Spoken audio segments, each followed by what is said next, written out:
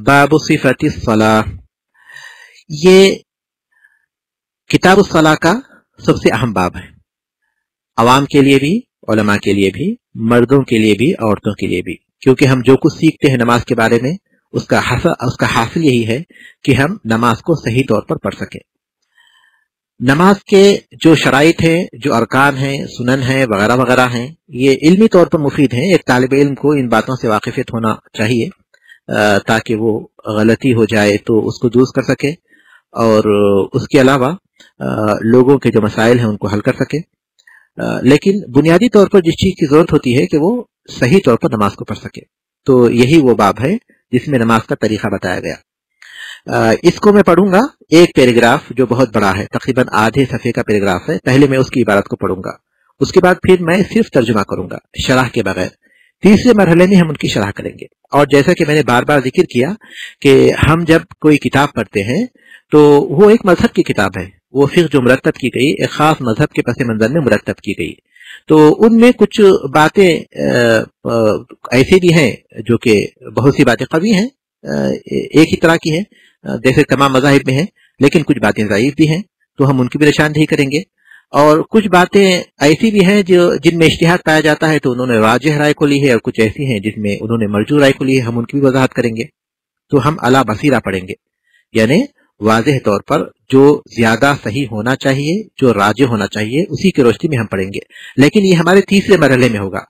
पहले और दूसरे मरहले में हम इबारत पढ़ेंगे और सिर्फ तर्जुमा नहीं करेंगे। किसी किताब को पढ़ने का तरीका यही है कि हम पहले उस किताब को समझें, उसके बाद फिर मजीद बातों का हम इजाफा करें। लेकिन अगर हम उसी को नहीं समझेंगे तो मजीद बातों का इजाफा उसका हमारे लिए कोई मुफीद नहीं होगा। तो इबारत को आप देखिए, बाब सिफती सलाह व इज़ा क़ाम इला सलाती क़ाल अल्लाहु अकबर यजहरु बिहल इमामु व बिसाइरि तकबीरी लियुस्मिअ मन खल्फहु व युख्फीहि गैरुहु व यरफ़उ यदैहि इंदा इब्तिदाइ तकबीर। सुम्मा की जगह पर इंदा लिखिए, ज्यादा अच्छा है। व यरफ़उ यदैहि इंदा इब्तिदाइ तकबीरी इला हज़्ज़ि मिनकबैहि औ इला फ़ुरूइ उज़ुनैहि। अल युसरा को काटिए, फ़ुरूइल युसरा, अल युसरा को निकालिए और वहां उज़ुनैहि लिखिए, अलिफ जाल नून या हा, उज़ुनैहि, उज़ुनैहि, अलिफ जाल नून या हा, उज़ुनैहि। इला हज़्ज़ि मिनकबैहि औ इला फ़ुरूइ उज़ुनैहि व यजअलुहुमा तहत सुर्रतिहि व यजअलु बसरहु इला मौदिअ सुजूदिहि सुम्मा यक़ूल सुब्हानक अल्लाहुम्मा व बिहम्दिका व तबारक अस्मुका व तआला जद्दुका व ला इलाहा गैरुक। सुम्मा यक़ूल अऊज़ु बिल्लाहि मिनश शैतानिर रजीम। सुम्मा यक़ूल बिस्मिल्लाहिर रहमानिर रहीम व ला यजहरु बिशैइन मिन ज़ालिक लिक़ौलि अनस सल्लैतु खल्फ़न नबी सल्लल्लाहु अलैहि वसल्लम व अबी बक्र व उमर व उस्मान फलम अस्मा अहदन मिनहुम यजहरु बिस्मिल्लाहिर रहमानिर रहीम। सुम्मा यक़रउल फ़ातिहता वला सलाता लिमन लम यक़रा। लिमन के बाद लम मिस हुआ है, लम छूट गया है, उसका इज़ाफ़ा कीजिए। लिमन लम, लिमन के बाद लम का इज़ाफ़ा कीजिए।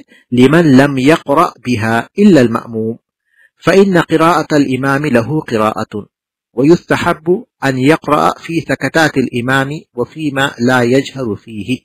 सुम्मा यक़रअु बिसूरतिन तकूनु फ़ी सुब्हि मिन तिवालिल मुफ़स्सली व फ़िल मग़रिबि मिन क़िसारिहि व फ़ी साइरिस सलवाति मिन अवसतिहि व यजहरुल इमाम बिल क़िराअति फ़ी सुब्हि वल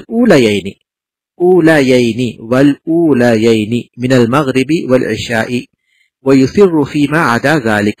सुम्मा युकब्बिरु व यरकअु व यरफ़अु यदैहि करफ़इल अव्वल सुम्मा यदअु यदैहि अला रुकबतैहि व युफ़्रिजु असाबिअहु व यमुद्दु ज़हरहु व यजअलु रअसहु हियालहु सुम्मा यक़ूल सुब्हान रब्बियल अज़ीम सलासन।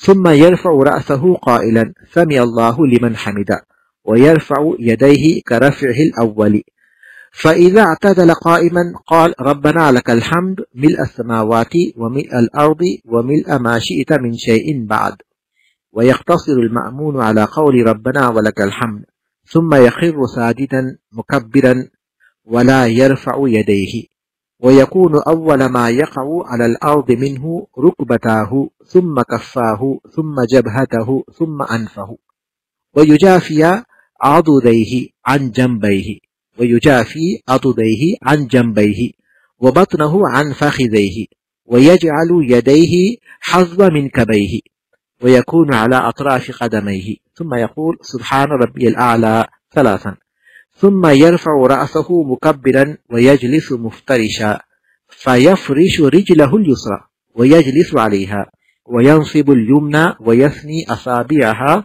نحو القبلة ويقول رب اغفر لي ثلاثا ثم يسجد الثانية كالأولى ثم يرفع رأسه مكبرا وينهض قائما فيصلي الثانية كالأولى. یہ اس کا پہلے پیراگراف ہے جو نسبتاً بڑا ہے. اب ہم اس کی ترجمانی کریں گے. جیسا کہ میں نے ذکر کیا کہ نماز کے باب میں ابواب میں سب سے اہم باب یہی ہے کیونکہ یہی مطلوب ہے.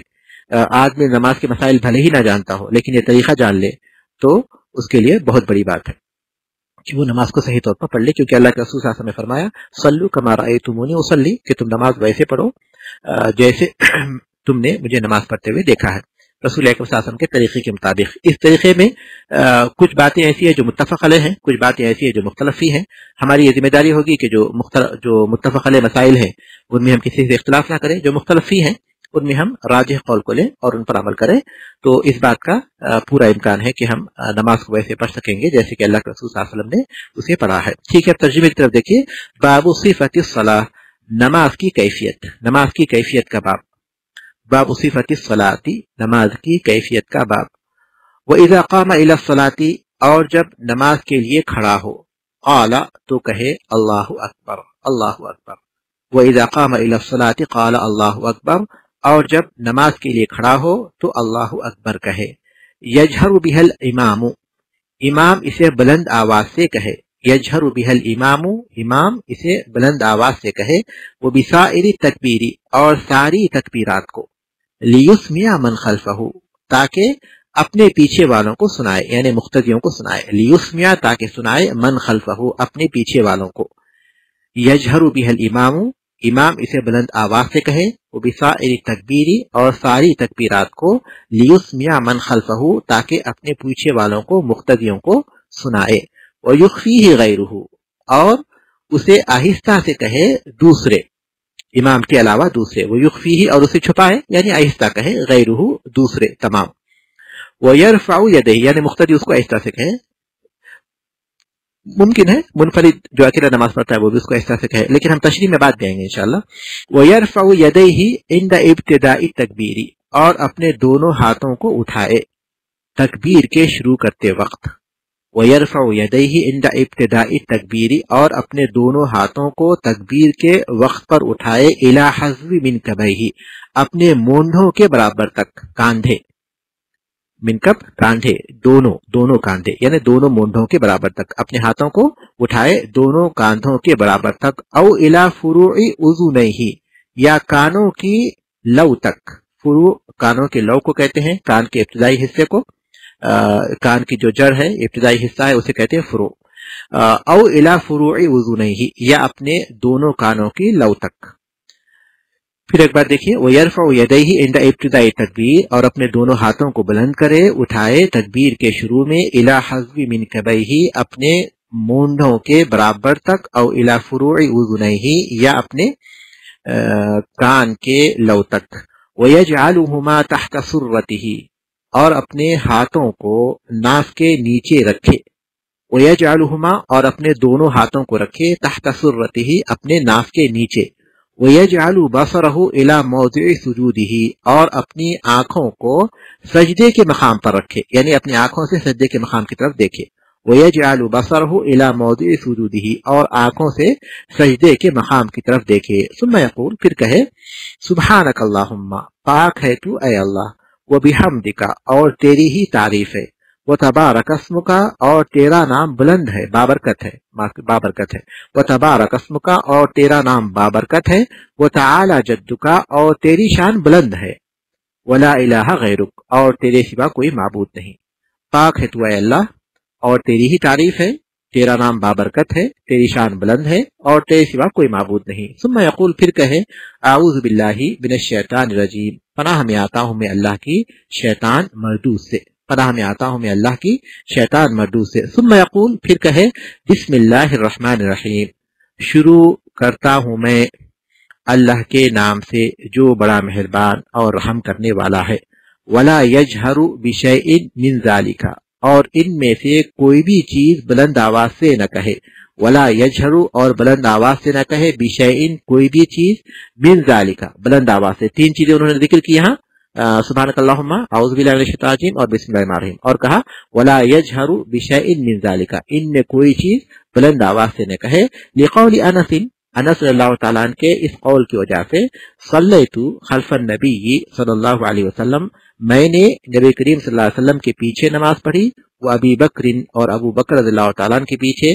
وہ عمرہ و عثمانہ، عمرہ اور عثمانہ یہ غیر منصرف ہیں، اس لیے ہم ان پر کسرہ نہیں لگا رہے ہیں. جیسا کہ نبی اور ابی ان دونوں پر جو ہے ہم کسرے کے اعراب کو ظاہر کر رہے ہیں، خلف النبی میں جو ہے اور ابی بکر میں بھی ہم جو ہے کسرے کے ظاہر کر رہے ہیں. ابھی چونکہ اسماء خمسہ میں سے، اس لیے اس کے ساتھ یا ہے کسرے کی جگہ پر، حالت جر میں اس پہ یا ہوتا ہے اس لحاظ سے. ورنہ عمر اور عثمان، عمری عثمانی ہونا چاہیے، لیکن غیر منصرف ہونے کی وجہ سے وہ عمرہ اور عثمانہ ہم اس کو پڑھ رہے ہیں.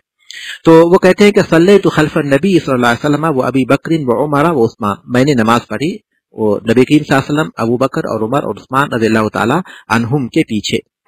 فلم اسمع احدا، نہیں سنا میں نے ان میں سے کسی کو. فلم اسمع احدا منہم، میں نے ان میں سے کسی کو نہیں سنا. یجہر بسم اللہ الرحمن الرحیم، بسم اللہ کو بلند آواز سے پڑھتے ہوئے. تو اس حدیث کی بنیاد پر انہوں نے کہا کہ ان سب کو آہستہ پڑھیں گے. ثم یقرأ الفاتحہ، پھر سورہ فاتحہ پڑھے. ثم یقرأ الفاتحہ، پھر سورہ فاتحہ پڑھے.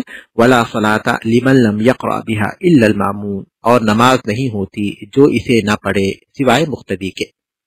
ثم یقرأ الفاتحہ، پھر سورہ فاتحہ پڑھے. ولا صلاۃ لمن لم یقرأ بها، نماز نہیں ہوتی جو اسے نہ پڑھے، الا الماموم، سوائے مقتدی کے. فإن قراءۃ الامام، اس لیے کہ امام کی قراءت، لہو قراءۃ، ماموم یعنی مقتدی کی بھی قراءت ہے.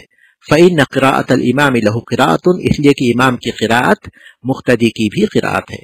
ویستحب ان یقرأ فی سکتات الامام، اور مستحب ہے کہ آدمی امام کے سکتے کے وقت پر پڑھے. ویستحب، اور مستحب ہے، ان یقرأ کے پڑھے، کس کو پڑھے؟ سورہ فاتحہ کو پڑھے. فی سکتات الامام، امام کے سکتے یعنی امام جب خاموش ہوتا ہے اس وقت.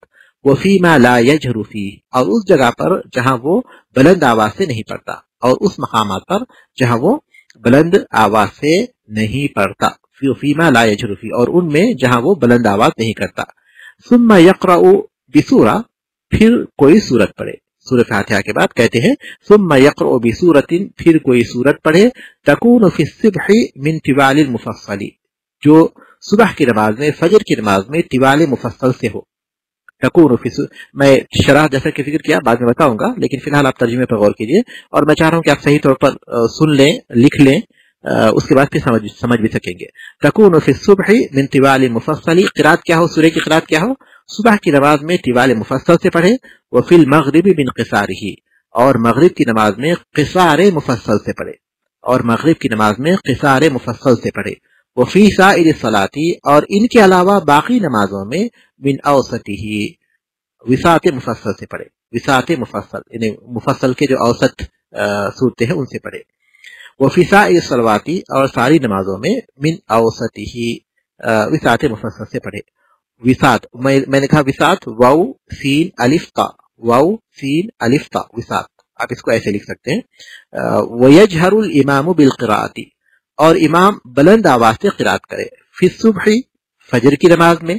والاولین، اور پہلی دو رکعتوں میں. من المغرب والعشاء، مغرب اور عشاء کی. ویجہر الامام بالقراءۃ، امام بلند آواز سے قرات کرے. فی الصبح، فجر کی نماز میں. والاولین من المغرب والعشاء، اور مغرب اور عشاء کی پہلی دو رکعتوں میں. ویسر فیما عدا ذلک، اور ان کے علاوہ دوسری جو رکعتیں ہیں ان میں آہستہ کرے، قرات آہستہ کرے. ویسر، اور آہستہ قرات کرے. فیما عدا ذلک، ان کے علاوہ کی رکعتوں میں. ثم یکبر، پھر اللہ اکبر کہے یعنی تکبیر. ویرکع، اور رکوع کرے. پھر اللہ اکبر کہے اور رکوع کرے. ویرفع یدیہ کرفعہ الاول، اور اپنے دونوں ہاتھوں کو اسی طرح اٹھائے جیسا کہ پہلے اس نے اٹھایا تھا. کہاں اس نے اٹھایا تھا؟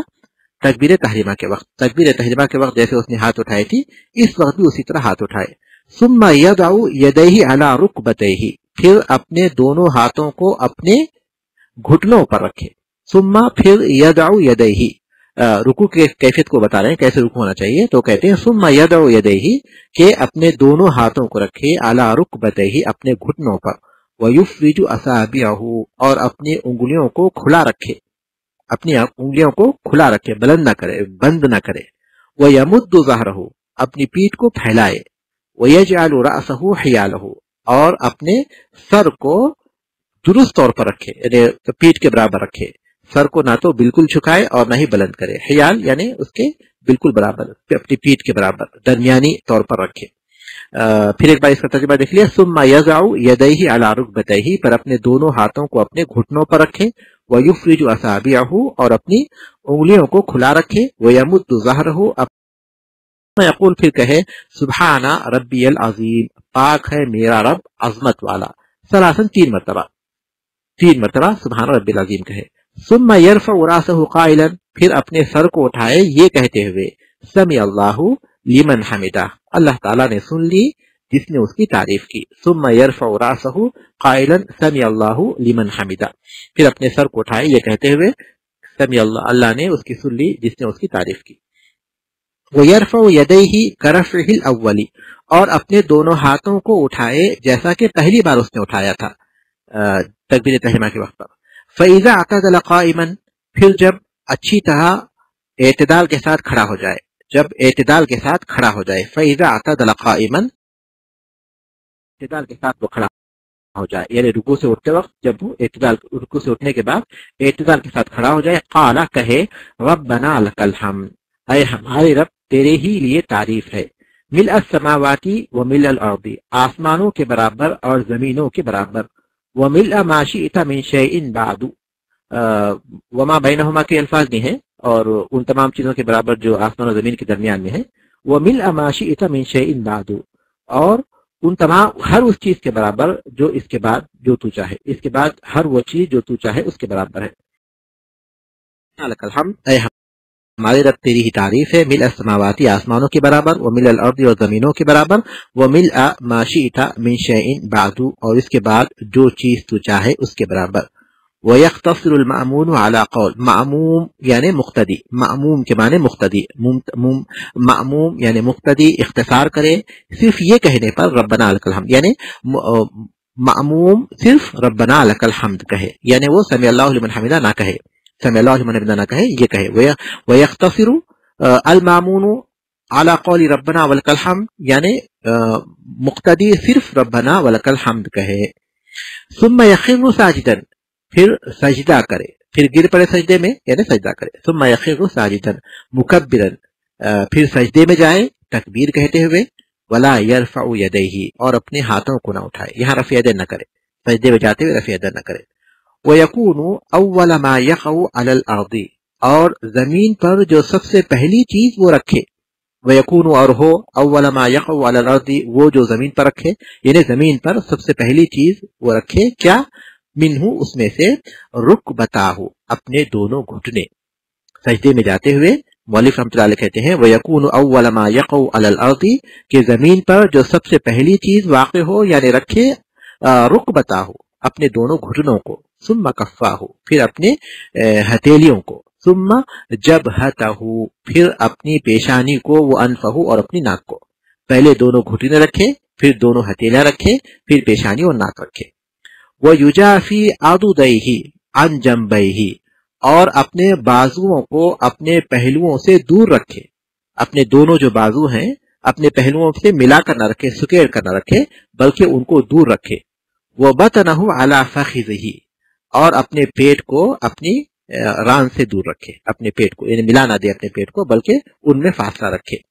वयजअलु यदैहि हज़्व मिन कबैहि, और अपने हाथों को अपने कांधों के बराबर रखे, यानी अपने हाथों को फैला ना दे, बल्कि उसे अपने कांधों के बराबर में रखे। हो सकता है इंशाल्लाह जब शरह होगी तो शायद बात ज्यादा वाज़ेह हो, लेकिन आप तो नमाज पढ़ते हैं तो उस हिस्से से बहुत हद तक आप समझ भी रहे होंगे कि जो कैफियत नमाज में होनी चाहिए। वह यकून अला अतराफी कदमैहि, और अपने कदम के अतराफ यानी किनारे, जो कदम की उंगलियां हैं उनको खोल कर रखे, यानी अपने दोनों पैरों की उंगलियों पर वो रहे, दोनों पैरों की उंगलियों पर रहे। वयकूनु अला अतराफि क़दमैहि, और अपने दोनों पैरों की उंगलियों पर वो रहे, सजदे में दोनों पैरों की उंगलियों को वो क़िबले की तरफ करके रखे। सुम्मा यक़ूलु, फिर कहे सुब्हान रब्बियल आला अला अतराफि क़दमैहि, अपने कदम के अतराफ पर वो रहे। सुम्मा यक़ूलु, फिर कहे सुब्हान रब्बिल आला, पाक है मेरा रब जो बुलंद है, सलासन 3 मरतबा। सुम्मा यरफ़उ रअसहु, फिर अपने सर को बुलंद करे, मुकब्बिरन यानी सर उठाए, मुकब्बिरन तकबीर कहते हुए। वयजलिसु मुफ्तरिशन, और मुफ्तरिश होकर बैठ जाए। वयजलिसु मुफ्तरिशन, और मुफ्तरिश होकर बैठ जाए। वो खुद बताते हैं मुफ्तरिश क्या है।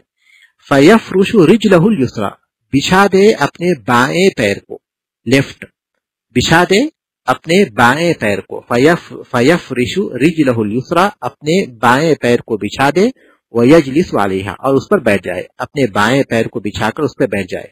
वयंसिबुल युमना, और दाएं पैर को खड़ा रखे। वयस्नी असाबिहा नहवल क़िबलती, और अपने उंगलियों को क़िबले की तरफ फेर दे।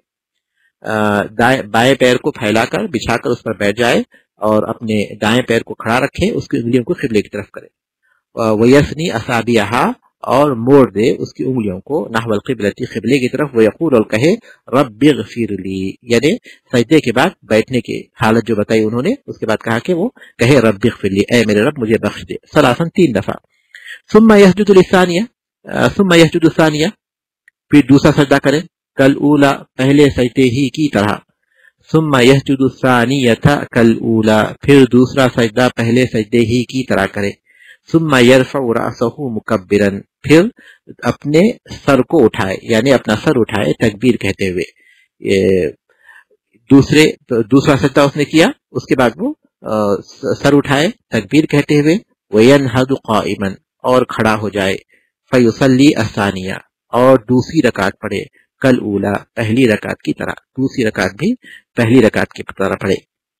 और जैसा कि मैंने जिक्र किया था कि ये सबसे अहम तरीन बाब है, हर आलिम व जाहिल और हर ख़ास आम को इसकी ज़रूरत होती है, क्योंकि हम जो कुछ सीखते हैं नमाज के ताल्लुक़ से, उन सब का माहासल या उन सब का खुलासा और उन सब में ज़रूरी चीज़ यही है कि हम सही तौर पर नमाज़ पढ़ सकें। तो सबक में मैं जो बात सबसे पहले बताना चाहूँगा वो ये कि हम बुनियादी तौर पर जिस नुक्ते को जहन में रख कर पढ़ रहे हैं वो ये कि तासुब ना हो, बग़ैर तासुब के। और ये तासुब का ना होना 3 पहलुओं से होगा। और उनमें सबसे पहली बात ये होगी कि हम अगरचे कि एक मज़हब की किताब पढ़ रहे हैं, एक मसलक की किताब पढ़ रहे हैं, लेकिन हम दलील की बुनियाद पर इख्तिलाफ़ करेंगे। दलील की बुनियाद पर इख्तिलाफ़ करेंगे क्योंकि हमें इस बात का हुक्म दिया गया है कि हम हर चीज़ में अल्लाह और उसके रसूल सल्लल्लाहु अलैहि वसल्लम की तरफ रुजू करें। ठीक है, ये एक पहलू है। और दूसरा पहलू ये है कि जिन मसाइल में इख्तिलाफ़ होगा तो जिनसे इख्तिलाफ़ होगा हम उनकी मलामत नहीं करेंगे, क्योंकि उनके पास भी अपने कुछ दलाइल हैं। उसकी बुनियाद पर हम उन्हें उज़्र तलाश करेंगे, उनके लिए उज़्र तलाश करेंगे और उसकी बुनियाद पर मलामत नहीं करेंगे।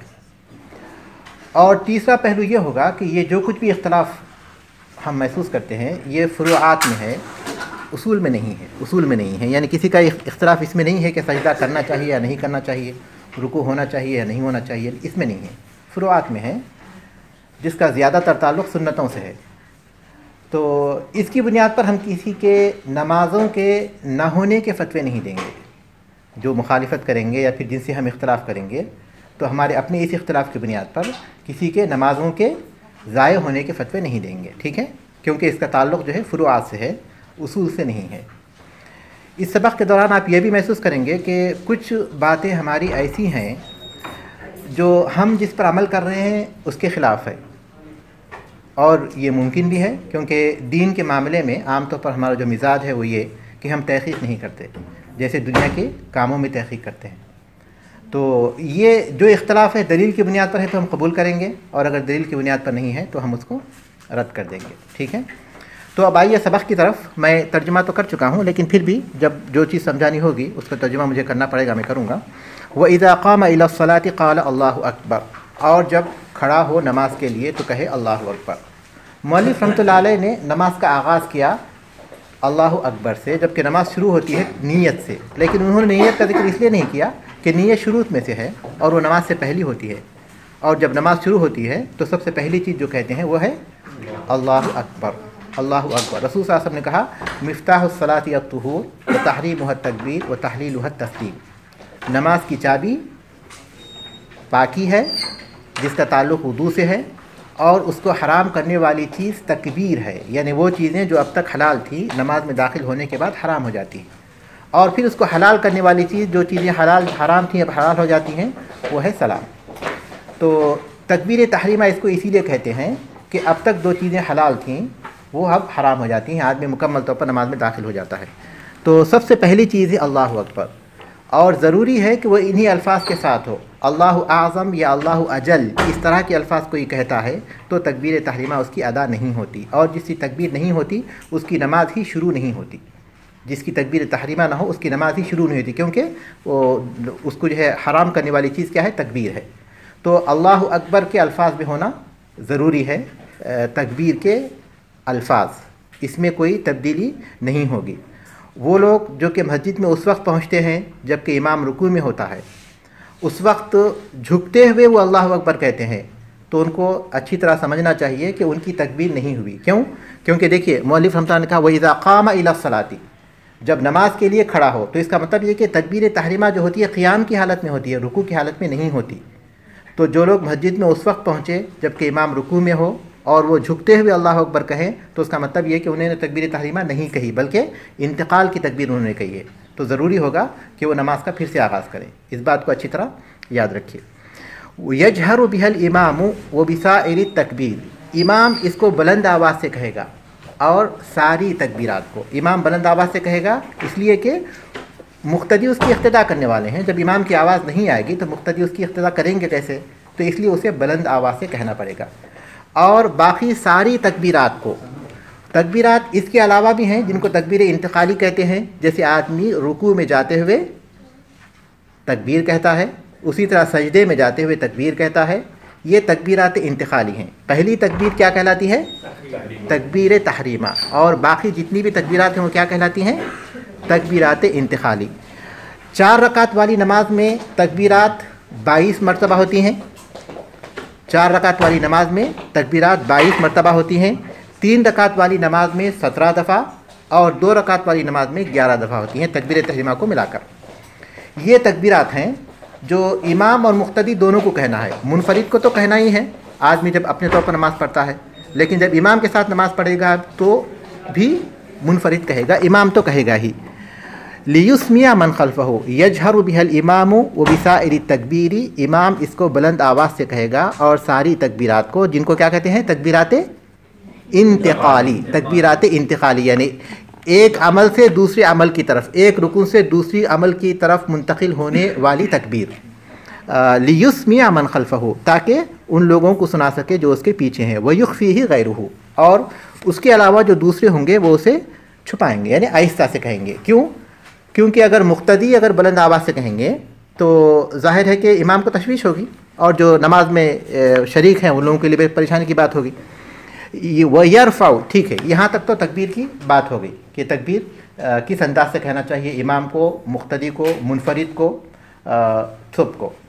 वयरफ़ाउ यदैहि इंद इब्तिदाई तकबीर, और अपने हाथों को उठाएंगे तकबीर के इब्तिदा में, यानी पहले नहीं उठाएंगे, जायज़ है, कोई हर्ज नहीं है, लेकिन सही तरीक़ा ये है कि इधर अपनी हमारी ज़बान से अल्लाहु अकबर अता हो और इधर हमारे हाथ हरकत करें बुलंदी की तरफ। वयरफ़ाउ यदैहि, और अपने हाथों को बुलंद करेंगे इंदा इब्तिदाई तकबीर, तकबीर की इब्तिदा में, दोनों एक साथ होना चाहिए। ये ज़्यादा अफजल और ज़्यादा बेहतर है, लेकिन अगर थोड़ा बहुत आगे पीछे हो जाए तो इंशाल्लाह उसमें कोई हरज नहीं है, ठीक है। अपने हाथों को कहाँ तक बुलंद करेंगे, मौलिक रहमतुल्लाह कहते हैं इला हज़्वी मनकिबैहि औ इला फुरूइ उज़ुनैहि, अपने मूंढों के बराबर। मूंढा कहते हैं हमारे शाने और हमारे कंधे के बीच के जोड़ को, मनकिब, मनकब की जमा मनाकिब है, हमारा शाना ये जो हाथ है और हमारा जो कंधा है उसके दरमियान का जो जोड़ है उसको कहते हैं मनकब। उसको क्योंकि वो कंधे के बराबर ही होता है इसलिए उसको कंधे का लफ्ज़ भी इस्तेमाल कर लेते हैं, लेकिन इसके असल मानी यही है। तो अपने दोनों हाथों को बुलंद करेंगे, अपने کاندھوں تک یا اپنے مونڈھوں تک یا پھر اپنے کان کی لو تک، کان کی لو، کان کا جو حصہ ہے کنارے کا اس تک، الا فروع اذنیہ، ٹھیک ہے۔ مولوی رحمۃ اللہ نے یہ نہیں بتایا کہ ہمارے ہاتھوں کی کیفیت کیا ہونی چاہیے، لیکن احادیث سے بات معلوم ہوتی ہے کہ ہمارے دونوں ہاتھ ایسے نہیں ہونا چاہیے، یعنی کھڑے اس میں نہیں ہونا چاہیے، اور بند نہیں ہونا چاہیے۔ ہمارے دونوں ہاتھ قبلے کی طرف، دونوں ہتھیلیاں قبلے کی طرف ہونی چاہیے، ٹھیک ہے، دونوں ہتھیلیاں قبلے کی طرف ہوں۔ انگلیوں کو کھول کر نہ رکھیں اور نہ ہی انگلیوں کو بند کریں، بلکہ ان کو اپنے نارمل حالت میں چھوڑ دیں، اپنے دونوں ہاتھوں کو نارمل حالت میں رکھیں اور ان کو اس طرح اٹھائیں اپنے کاندھوں تک یا اپنے کانوں تک۔ رسول اکرم صلی اللہ علیہ وسلم سے دونوں کیفیتیں مروی ہیں، اور اہل علم کا خیال ہے کہ اللہ کے رسول صلی اللہ علیہ وسلم سے جب دونوں کیفیتیں مروی ہیں تو کبھی ہمیں اس پر عمل کرنا چاہیے، کبھی اس پر عمل کرنا چاہیے، تاکہ آپ صلی اللہ علیہ وسلم کے ہر طریقے پر عمل ہو جائے، ٹھیک ہے۔ لیکن کانوں کو چھونا غلط ہے، کسی حدیث میں کانوں کو چھونے کا ذکر نہیں، وہاں تک اٹھائیں گے لیکن اس کو چھونا نہیں ہے، ٹھیک ہے۔ یہ جو ہاتھوں کو بلند کرنا ہے تکبیر تحریمہ کے ساتھ بھی ہے، اور اس کے علاوہ اور 3 جگہوں پر ہے جنہیں رفع یدین کہتے ہیں، اور 3 جگہوں پر رفع یدین کرنا ہے، اور وہ کیا ہیں؟ رکوع میں جاتے ہوئے اور رکوع سے اٹھتے ہوئے۔ اسی طرح 4 رکعت اور 3 رکعت والی نماز میں 2 رکعت سے اٹھتے ہوئے، دوسری رکعت سے اٹھتے ہوئے، یہ 4 جگہ پر صحیح بخاری میں عبداللہ ابن عمر رضی اللہ تعالیٰ عنہ سے صاف طور پر معلوم ہوتا ہے کہ اللہ کے رسول صلی اللہ علیہ وسلم ان 4 دفعوں پر اپنے ہاتھوں کو بلند کرتے تھے۔ پہلی بار تکبیر تحریمہ کے وقت، دوسری بار رکوع میں جاتے وقت، اور تیسری بار رکوع سے اٹھنے کے وقت، اور چوتھی بار جب آپ 3 یا 4 رکعت پڑھاتے تو دوسری رکعت کے بعد اٹھتے وقت۔ یہ ثابت ہے، اگرچہ کہ بہت سے مسالک میں یہ چیز نہیں پائی جاتی، اور ان کا خیال یہ کہ منسوخ ہو چکا ہے، لیکن حقیقت میں منسوخ کے سلسلے میں، نسخ کے سلسلے میں جتنی روایتیں آئی ہیں وہ یا تو ضعیف ہیں یا پھر جو ہے کھینچ تان کر خواہ اس کے مفہوم میں اس کو کھینچنے کی کوشش کی گئی ہے، کیونکہ مذاہب میں وہ چیز نہیں پائی جاتی۔ پھر دوسری بات یہ کہ بعض صحابہ جب سجدہ کرتے تھے تو سجدے میں جاتے ہوئے بھی، جب بیٹھ کر سجدے میں جاتے تو ہاتھ اٹھاتے تھے، جب سجدے سے اٹھتے تو ہاتھ اٹھاتے تھے۔ اللہ کے رسول صلی اللہ علیہ وسلم نے اس سے منع کیا، تو بعض لوگوں نے اس ممانعت کو جو سجدے کے وقت پر ہوتی ہے اس پر محمول کیا، جبکہ حقیقت یہ ہے کہ صحیح بخاری میں صاف طور پر حدیث ہے، تو اس لیے ہم کو چاہیے کہ اس چیز کو ویسے ہی رکھیں جیسے کہ وہ وہاں موجود ہے۔ وَيَجْعَلُهُمَا تَحْتَ سُرَّتِهِ، اور اپنے دونوں ہاتھوں کو اپنے ناف کے نیچے رکھے، اپنے دونوں ہاتھوں کو اپنے ناف کے نیچے رکھے۔ یہ انہوں نے ذکر نہیں کیا کہ ہاتھوں کی کیفیت کیا ہوگی۔ اپنے دائیں ہاتھ کو بائیں ہاتھ پر رکھیں گے، اپنے بائیں ہاتھ کی ہتھیلی کی پش پر، اس کے جوڑ پر، اور پھر اپنے ہاتھ پر، اس طرح دیکھیے، اس طرح اپنے ہاتھوں کو رکھیں گے کہ یہ ہاتھ یہاں تک ہو جائے، اپنے ہاتھوں کو ایک ہاتھ سے، ایک اپنے دائیں ہاتھ کو بائیں ہاتھ پر، ٹھیک ہے۔ اور مولوی رحمۃ اللہ علیہ کہتے ہیں کہ اپنے ناف کے نیچے رکھیں گے۔ اس کی وجہ یہ کہ حضرت علی رضی اللہ تعالیٰ کی ایک حدیث ہے، من السنتی وضع الیمین علی الشمال تحت السرہ، علی رضی اللہ تعالیٰ فرماتے ہیں کہ سنت یہ ہے کہ اپنے دائیں ہاتھ کو بائیں ہاتھ پر رکھیں، اپنے ناف کے نیچے رکھیں، لیکن یہ ضعیف ہے، اہل علم کا اس سلسلے میں کوئی اختلاف نہیں کہ ضعیف ہے۔ اور حقیقت یہ ہے کہ اپنے ہاتھوں کو کہاں رکھنا چاہیے اس سلسلے میں کوئی بھی حدیث ایسی نہیں ہے جو صحیح میں پائی جاتی ہو، یعنی صحیح بخاری، صحیح حدیث میں، مسلم میں پائی جاتی ہو۔ ابن خزیمہ رضی اللہ عنہ کی ایک حدیث ہے، ابن خزیمہ رحمۃ اللہ علیہ کی ایک حدیث ہے، اہل علم نے اس کو صحیح قرار دیا۔ وائل ابن حجر رضی اللہ عنہ کہتے ہیں کہ صلیت مع رسول اللہ صلی اللہ علیہ وسلم ووضع یدہ الیمنی علی یدہ الیسری علی صدرہ۔ یہ حدیث صحیح ہے بہت سے ائمہ کے پاس کہ میں نے اللہ کے رسول صلی اللہ علیہ وسلم کے ساتھ نماز پڑھی، میں نے دیکھا کہ آپ نے اپنے دائیں ہاتھ کو بائیں ہاتھ پر رکھا، اپنے سینے پر رکھا۔ لیکن ایک لطیف اور بہترین استدلال ہے جو شیخ البانی رحمۃ اللہ نے کیا ہے ابو داؤد کی ایک حدیث سے، اور اس پر ہم غور کریں گے تو اس میں واضح نہیں ہے، جیسے کہ میں نے ذکر کیا کہ اپنے ہاتھوں کو اپنے سینے پر باندھنے کی حدیث بنسبت ان حدیثوں کے جو ناف کے نیچے رکھنے کی ہیں صحیح ہیں اور زیادہ قوی ہیں، لیکن بعض صحیح حدیثوں میں اس بات کی طرف اشارہ پایا جاتا ہے، جیسا کہ اللہ کے رسول صلی اللہ علیہ وسلم اپنے ہاتھوں کو رکھتے تھے اپنے ہتھیلی پر، اس کے جوڑ پر اور ہاتھ پر۔ اس کیفیت کے ساتھ اپنے ناف کے نیچے آپ رکھ کر دیکھیے، ممکن نہیں ہے۔ جب اس حدیث کو ہم جو ہے دیکھتے ہیں تو ہمیں محسوس ہوتا ہے کہ یہ اسی وقت ممکن ہے جب کہ ہم اس کو سینے کے پاس رکھیں، سینے سے قریب رکھیں۔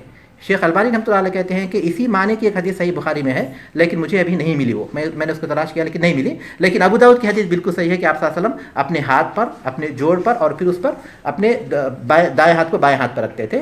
اس کیفیت کے ساتھ ہمیں معلوم ہوتا ہے کہ ہاتھ یا تو ہم سینے پر رکھیں گے یا پھر اس کے قریب رکھیں گے، اس کے قریب رکھیں گے، تو یہی افضل ہے اور یہی بہتر ہے۔ تو یہاں یہ قول ضعیف ہے، اس کو آپ نوٹ کر لیجئے۔ وَيَجْعَلُ بَصَرَهُ إِلَى مَوْضِعِ سُجُودِهِ، اور اپنی آنکھوں کو اپنے سجدے کی جگہ پر رکھیں گے۔ اپنی آنکھوں کو اپنے سجدے کی جگہ پر کس لیے رکھیں گے؟ کہتے ہیں کہ یہ آدمی کے نماز میں توجہ، نماز کی طرف توجہ رکھنے کے لیے بہتر ہے، کیونکہ آدمی سامنے دیکھیں گے تو مختلف چیزیں نظر آئیں گی، تو آدمی کا خیال بڑھ جائے گا۔ تو خشوع و خضوع کے لحاظ سے کہا گیا کہ اپنی آنکھوں کو سجدے کی جگہ پر رکھیں گے۔ ثم یقول، پھر کہیں گے سبحانک اللہم وبحمدک وتبارک اسمک وتعالی جدک ولا الہ غیرک، پاک ہے تو اے اللہ، اور تیری ہی تعریف ہے، تیرا نام بابرکت ہے، اور تیری بزرگی بلند ہے، تیری شان بلند ہے، اور تیرے سوا کوئی معبود نہیں۔ اللہ تبارک تعالیٰ پاک ہے، ہر عیوب سے پاک ہے۔ ہم نہ صرف یہ کہ اللہ تبارک تعالیٰ کو عیوب سے پاک قرار دیتے ہیں، بلکہ تمام کمالات کا اللہ تبارک تعالیٰ کو کمالات سے متصف قرار دیتے ہیں۔ اس لیے جب ہم تسبیح کرتے ہیں تو اس کی تحمید بھی کریں گے، جہاں اللہ کو پاک قرار دیں گے عیوب سے، وہیں اللہ تبارک تعالیٰ کو تمام خیر سے متصف قرار دیں گے، تمام تعریف سے متصف قرار دیں گے۔ اس لیے تسبیح اور تحمید کا ایک ساتھ ذکر آیا۔ پھر یقیناً اللہ تبارک تعالیٰ ان تمام صفات کے ساتھ، اللہ کے سوا کوئی معبود نہیں، ان تمام صفات کے ساتھ۔ یہ اللہ کے رسول صاحب اس کو کہتے ہیں دعائے استفتاح، دعائے استفتاح، جس سے نماز شروع ہوتی ہے، کیونکہ اب تک تو ہم صرف اللہ اکبر کہہ کے اپنا ہاتھ ہی باندھے ہیں، ابھی نماز شروع نہیں ہوئی، یہاں سے نماز شروع ہو گئی، اس لیے اس کو دعائے استفتاح کہتے ہیں۔ استفتاح، دعائے استفتاح۔ بعض لوگ ثنا بھی کہتے ہیں، ثنا سبحانک اللہم، لیکن بعض لوگ جو ہے ثنا سبحانک اللہم یاد کرتے ہیں تو نماز میں بھی ثنا سبحانک اللہم پڑھتے ہیں، جبکہ وہ اس کا عنوان ہے، اس کا عنوان ہے، وہ دعا نہیں ہے، تو اس لیے سبحانک اللہم ہی سے شروع ہوتا ہے۔ ٹھیک ہے، تو دعائے استفتاح کے بہت سے الفاظ یا بہت سے صیغے یا بہت سی دعائیں اللہ کے رسول صلی اللہ علیہ وسلم میں ثابت ہے۔ اور ایک مشہور، یہ جو حدیث ہے وہ دارقطنی میں ہے اور بیہقی میں ہے، بیہقی اور دارقطنی کی صحیح حدیث ہے استفتاح کے سلسلے میں۔ اور مشہور حدیث ہے اللہم باعد بینی و بین خطایایا کما باعدت بین المشرق والمغرب اللہم نقنی من خطایایا کما ینقی الثوب الابیض من الدنس اللہم اغسلنی من خطایایا بالماء والثلج والبرد۔ یاد ہے آپ لوگوں کو ماشاءاللہ؟ ٹھیک ہے، اس کا ترجمہ سنا دیجیے۔ نہیں، اللہم باعد بینی، اپنے گناہوں کی سے دوری چاہتا ہوں، جس طرح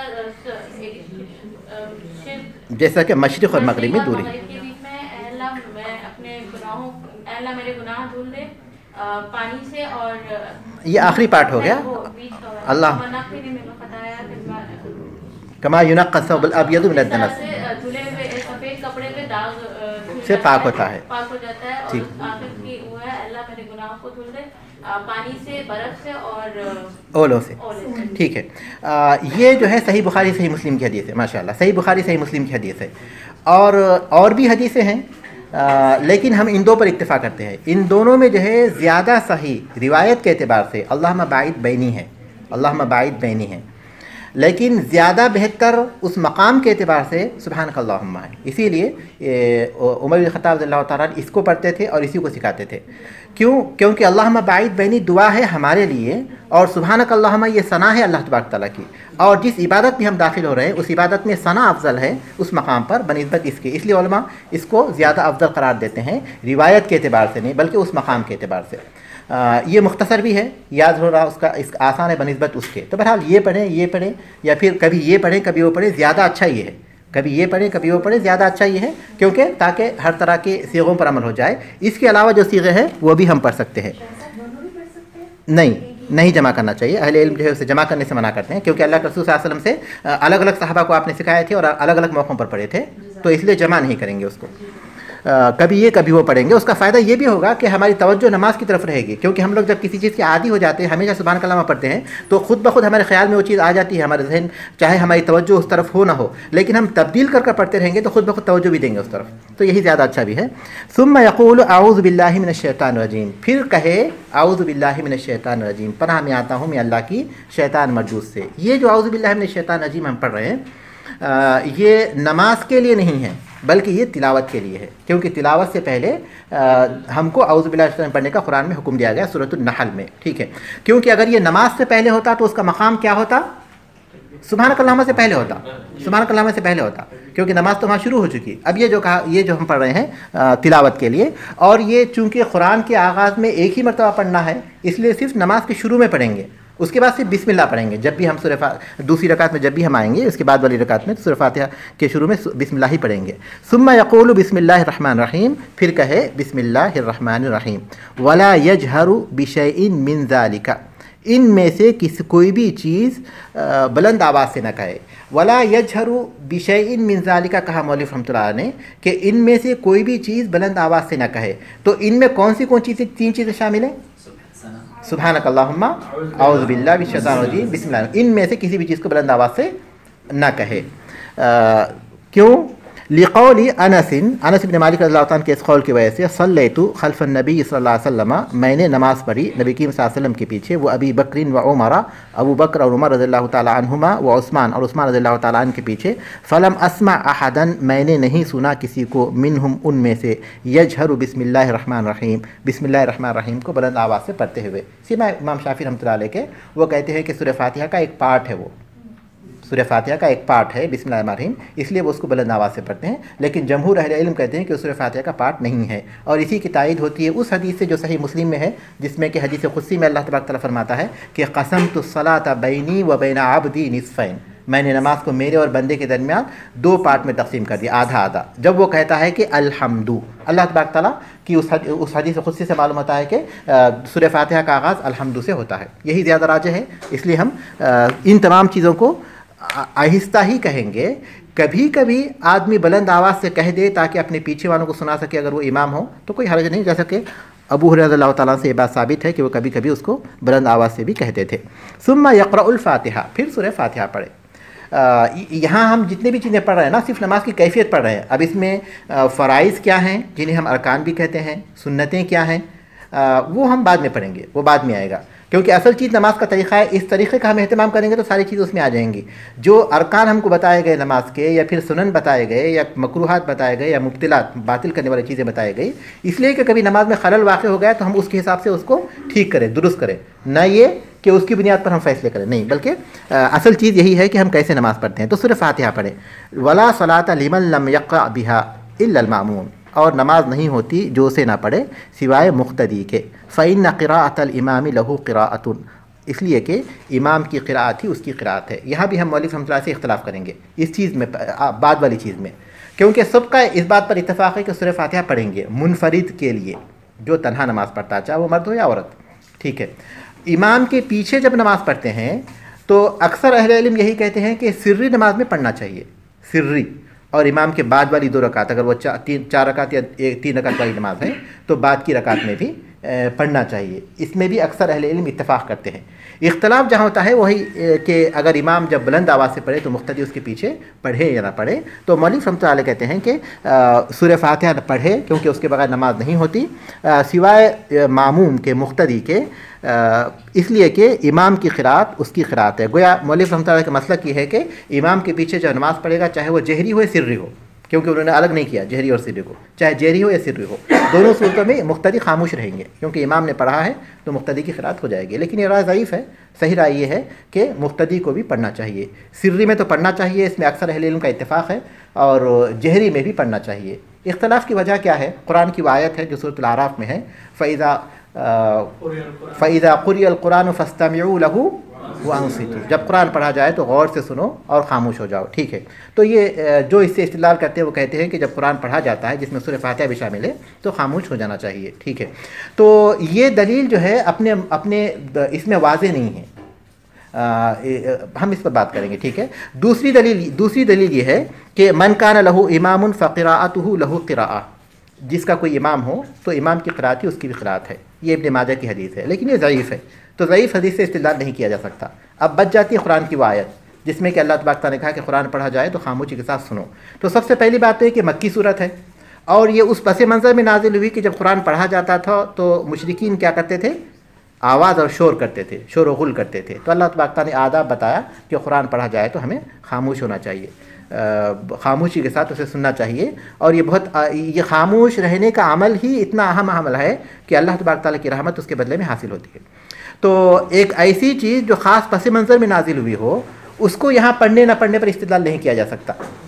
لیکن ایک بات کہی جا سکتی ہے, وہ یہ کہ اہل علم کا ایک اصول یہ ہے کہ قرآن کی آیت جب کسی خاص پس منظر میں نازل ہوتی ہے تو وہ اس پس منظر کے ساتھ خاص نہیں ہوتی, بلکہ الفاظ جس معنی پر بھی دلالت کرتے ہیں اس معنی میں وہ اپنی دلالت پوری کرتی ہے.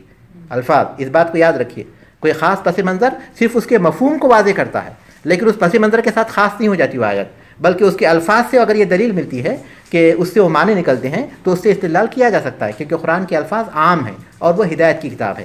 لہٰذا ہم یہ اگر کہیں کہ یہ خاص پس منظر کی بات ہے اس لیے اس سے استدلال نہیں کیا جا سکتا, تو یہ واضح نہیں ہے اس استدلال کو رد کرنے میں. تو اس کے رد کرنے کے لیے جو واضح چیز ہے وہ صحیح بخاری کی ایک حدیث ہے, لا صلاۃ لمن لم یقرأ بأم الکتاب, اس کی نماز نہیں ہوتی جو ام کتاب نہ پڑھے. تو اس آیت سے یہ استدلال تو ہو جاتا ہے کہ قرآن جب پڑھا جائے تو خاموشی کے ساتھ سننا چاہیے, لیکن اس حدیث سے سورہ فاتحہ اس سے مستثنی ہو جاتا ہے, خاص ہو جاتا ہے. آیت میں عام بات پائی جاتی ہے اور حدیث میں خاص بات پائی جاتی ہے. عام اور خاص میں اختلاف ہو جائے تو عام جو ہے خاص مستثنی مانا جائے گا عام قاعدے سے, خاص جو ہے مستثنی مانا جائے گا عام قاعدے سے. تو اس آیت سے جو بات معلوم ہوتی ہے وہ یہ کہ قرآن نہ پڑھا جائے تو اس کا مفہوم یہ ہوگا کہ نہیں, باقی قرات نہیں پڑھیں گے لیکن سورہ فاتحہ پڑھیں گے, کیونکہ حدیث میں اس کے پڑھنے کا حکم دیا گیا. اور اس چیز کی مزید تاکید ہوتی ہے ابو داؤد کی اس حدیث سے جس میں اللہ کے رسول صلی اللہ علیہ وسلم نے کہا کہ کوئی چیز نہ پڑھو سوائے ام کتاب کے. اور ابو ہریرہ رضی اللہ عنہ فرماتے ہیں کہ اللہ کے رسول صلی اللہ علیہ وسلم کے پیچھے ہم نماز پڑھ رہے تھے تو آپ نے کہا, ابو داؤد کی حدیث ہے, صحیح حدیث ہے, آپ نے پوچھا کہ تم لوگ پڑھ رہے تھے کچھ, تو انہوں نے کہا کہ ہاں, تو آپ نے فرمایا کہ مت پڑھو سوائے سورہ فاتحہ کے. تو لوگوں نے ابو ہریرہ رضی اللہ عنہ سے پوچھا کہ ہم کیسے پڑھیں جبکہ امام قرات پڑھتا ہے, تو انہوں نے کہا کہ اپنے نفسوں میں پڑھ لیا کرو, اپنے دل میں پڑھ لیا کرو. تو یہ اس مفہوم کو مزید واضح کرتی ہے. تو اس کا مفہوم یہ ہوا کہ منفرد تو پڑھیں گے ہی, اور جب ہم امام کے پیچھے پڑھیں گے تو سری رکعتوں میں تو پڑھیں گے ہی, لیکن جہری میں بھی پڑھیں گے. یہی زیادہ راجح مسلک ہے دلائل کے اعتبار سے. وَيُسْتَحَبُّ أَنْ يَقْرَأَ فِي سَكَتَاتِ الْإِمَامِ, اور مستحب ہے کہ وہ امام کے سکتوں میں پڑھے, امام کے خاموش رہنے کے مقامات پر.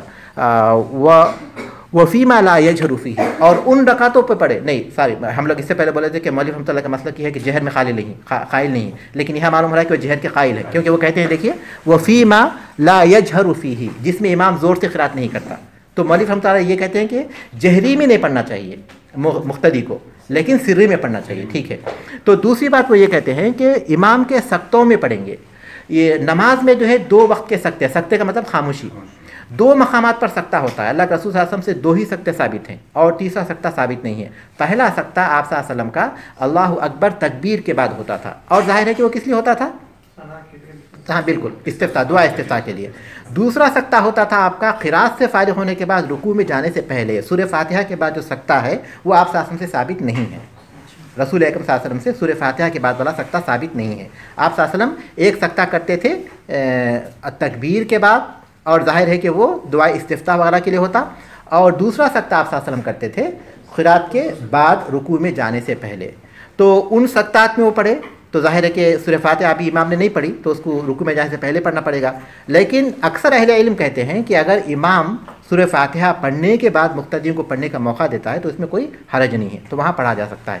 لیکن اس سے زیادہ افضل, اس سے زیادہ بہتر یہ ہے کہ آدمی امام کے ساتھ ہی پڑھے, آدمی امام کے ساتھ پڑھے. جب وہ الحمدللہ رب العالمین کہے تو مقتدی اس کے پیچھے ہی الحمدللہ رب العالمین کہے, اگرچہ کہ امام الرحمن الرحیم شروع کر دے کوئی حرج نہیں, امام الرحمن الرحیم شروع کر دے کوئی حرج نہیں, لیکن وہ اس کے پیچھے رہے, اس کے آگے نہ جائے, اس کے پیچھے نہ رہے, اس کے ساتھ ہی اس کو پڑھ لے.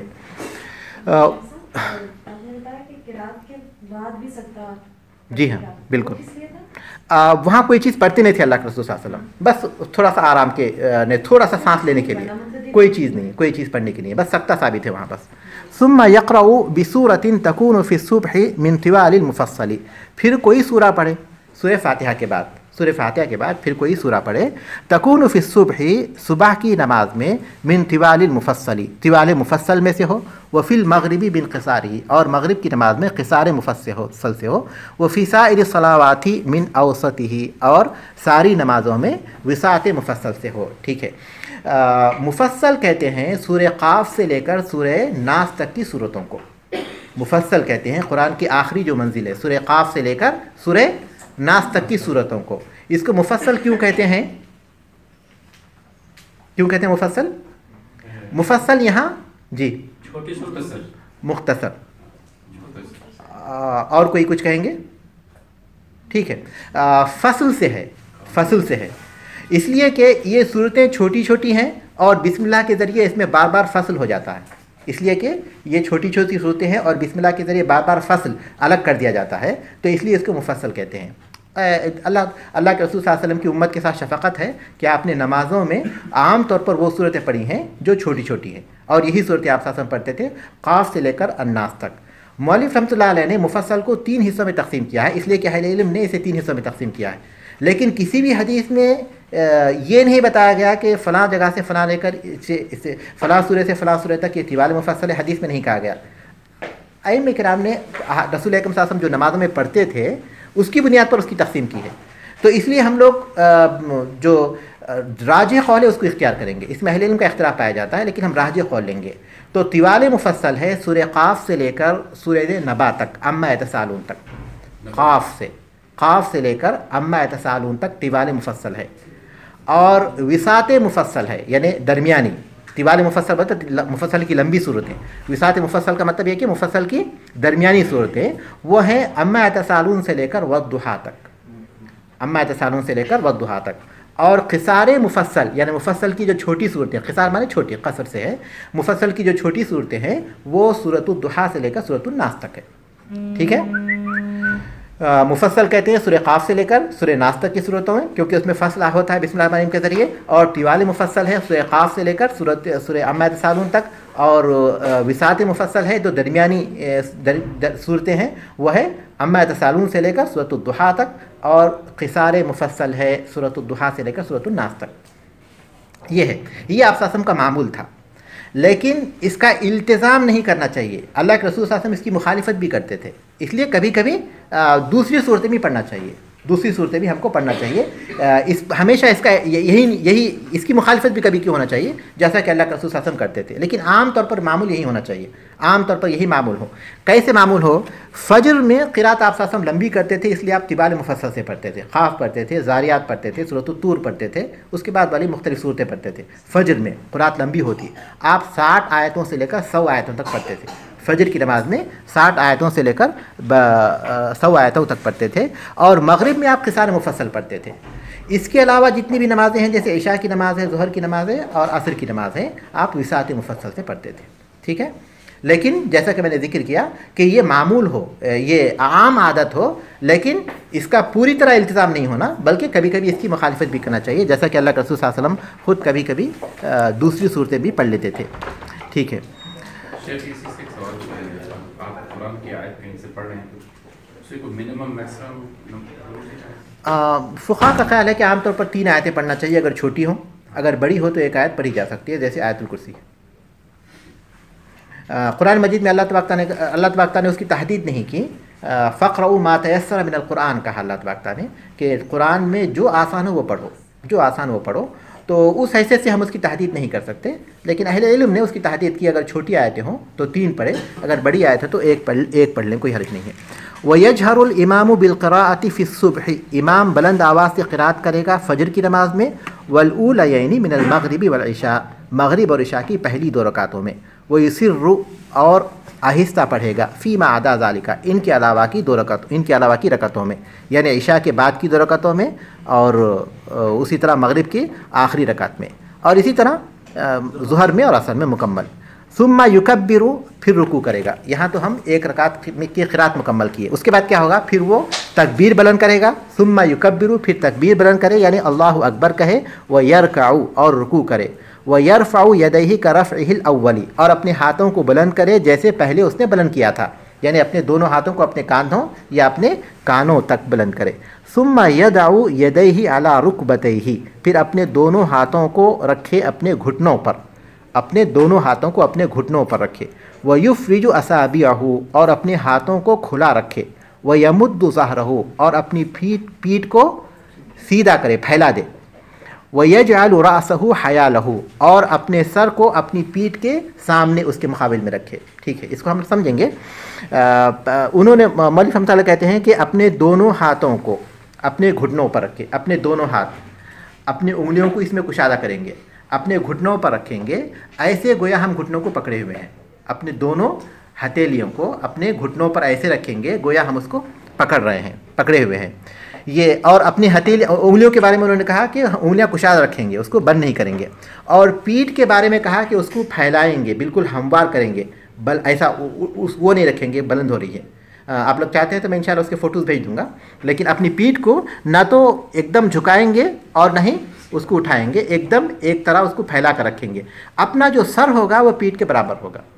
ऐसा ना हो कि पीठ एक अंदाज से झुकी हुई है और सर किसी दूसरे अंदाज से नहीं, बल्कि दोनों एक ही लेवल में होना चाहिए। पीठ और सर दोनों एक ही लेवल में होना चाहिए। ये है रुकू की कैफियत। रुकू की कैफियत ये है कि अपनी पीठ और अपने बाद लोग हैं जो सिर्फ थोड़ा ही झुकते हैं, तो ये रुकू मुकम्मल नहीं है। और बाद लोग बहुत ज़्यादा झुकते हैं, तो ये भी सुन्नत के मुताबिक नहीं है, बल्कि वो ऐसा अब इंसान इतना झुके कि अपनी पीठ और अपने सर को एक ही लेवल में रखे, हमवार तौर पर बराबर बराबर रखे, ये उसका रुकू होगा। सुम्मा यक़ूल सुबहान रब्बिल अज़ीम सलासन, फिर कहे पाक है मेरा रब 3 मरतबा। सुबहान रब्बिल अज़ीम कहे 3 मरतबा, ये मुस्तहब है, 1 मरतबा वाजिब है, कम से कम 1 मरतबा उसको कहना चाहिए। और रुकू की जो तस्बीहात है इसके अलावा भी साबित हैं, जैसे कि सुबहानक अल्लाहुम्मा बिहम्दिका अल्लाहुम्मा अग़फ़िरली या सुबूहुन क़ुद्दूस रब्बुल मलाइकति वर्रूह, आप ये पढ़ें या ये पढ़ें। और इसके अलावा जो भी दूसरी साबित है वो भी पढ़ें, कभी ये कभी वो पढ़ें, ज़्यादा अच्छा है। बिल्कुल सुबहानक अल्लाहुम्मा बिहम्दिका अल्लाहुम्मा अग़फ़िरली नहीं, इसके साथ अलबत्ता दुआ को जमा कीजिए, आप रब्बना आतिना को जमा कीजिए, क्योंकि जब आप तस्बीह कर लेंगे तो उसके बाद दुआ कीजिए, जमा मत कीजिए, क्योंकि अल्लाह के रसूल सल्लल्लाहु अलैहि वसल्लम से जमा करना साबित नहीं। तो अलग अलग पढ़ेंगे, कभी ये कभी वो, लेकिन जमा नहीं करेंगे।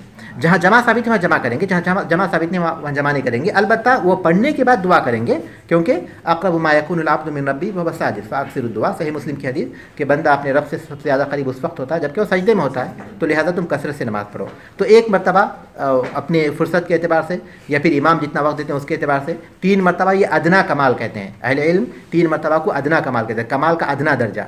उसके बाद हम लोग ज़्यादा पढ़ सकते हैं, 5 मरतबा 7 मरतबा, जितना हम चाहें या जितना हमको वक्त मिलता है। उसके बाद दुआ करें, ये ज़्यादा अच्छा है। सुम्मा यरफ़उ रअसहु क़ाइलन, फिर अपने सर को उठाए कहते हुए समी अल्लाहु लिमन हमिदा, सुन ली अल्लाह ताला ने उसकी जिसने उसकी तारीफ़ की, ये कहते हुए। व यरफ़उ यदैहि, तो अपने दोनों हाथों को उठाएँ करफ़इल अव्वली, अपने पहले उठाने की तरह, यानी अपने हाथ बुलंद करें जैसे पहले हाथ उसने उठाए थे। फ़इज़ा अतदल क़ाइमन, जब मुकम्मल तौर पर अच्छी तरह एतदाल के साथ खड़ा हो जाए, एतदाल के साथ खड़ा हो जाए, उसके बाद कहे रब्बना वलकल हम्द, रब्बना वलकल हम्द, ऐ हमारे रब तेरी ही तारीफ़ है। ठीक है, रब्बना वलकल हम्द जो है 4 सिगों के साथ साबित है। एक तो वो है जो यहाँ है रब्बना वलकल हम्द, फिर रब्बना वाऊ को निकाल दीजिए लकल हम्द, ठीक है। फिर उसके बाद अल्लाहुम्मा आगे बढ़ाइए, अल्लाहुम्मा रब्बना लकल हम्द, फिर अल्लाहुम्मा रब्बना वलकल हम्द। ये चारों सिगे साबित है हदीस में, तो इनमें से कोई भी अल्फाज अदा कीजिए हो जाएगी, कोई इसमें हरज नहीं है।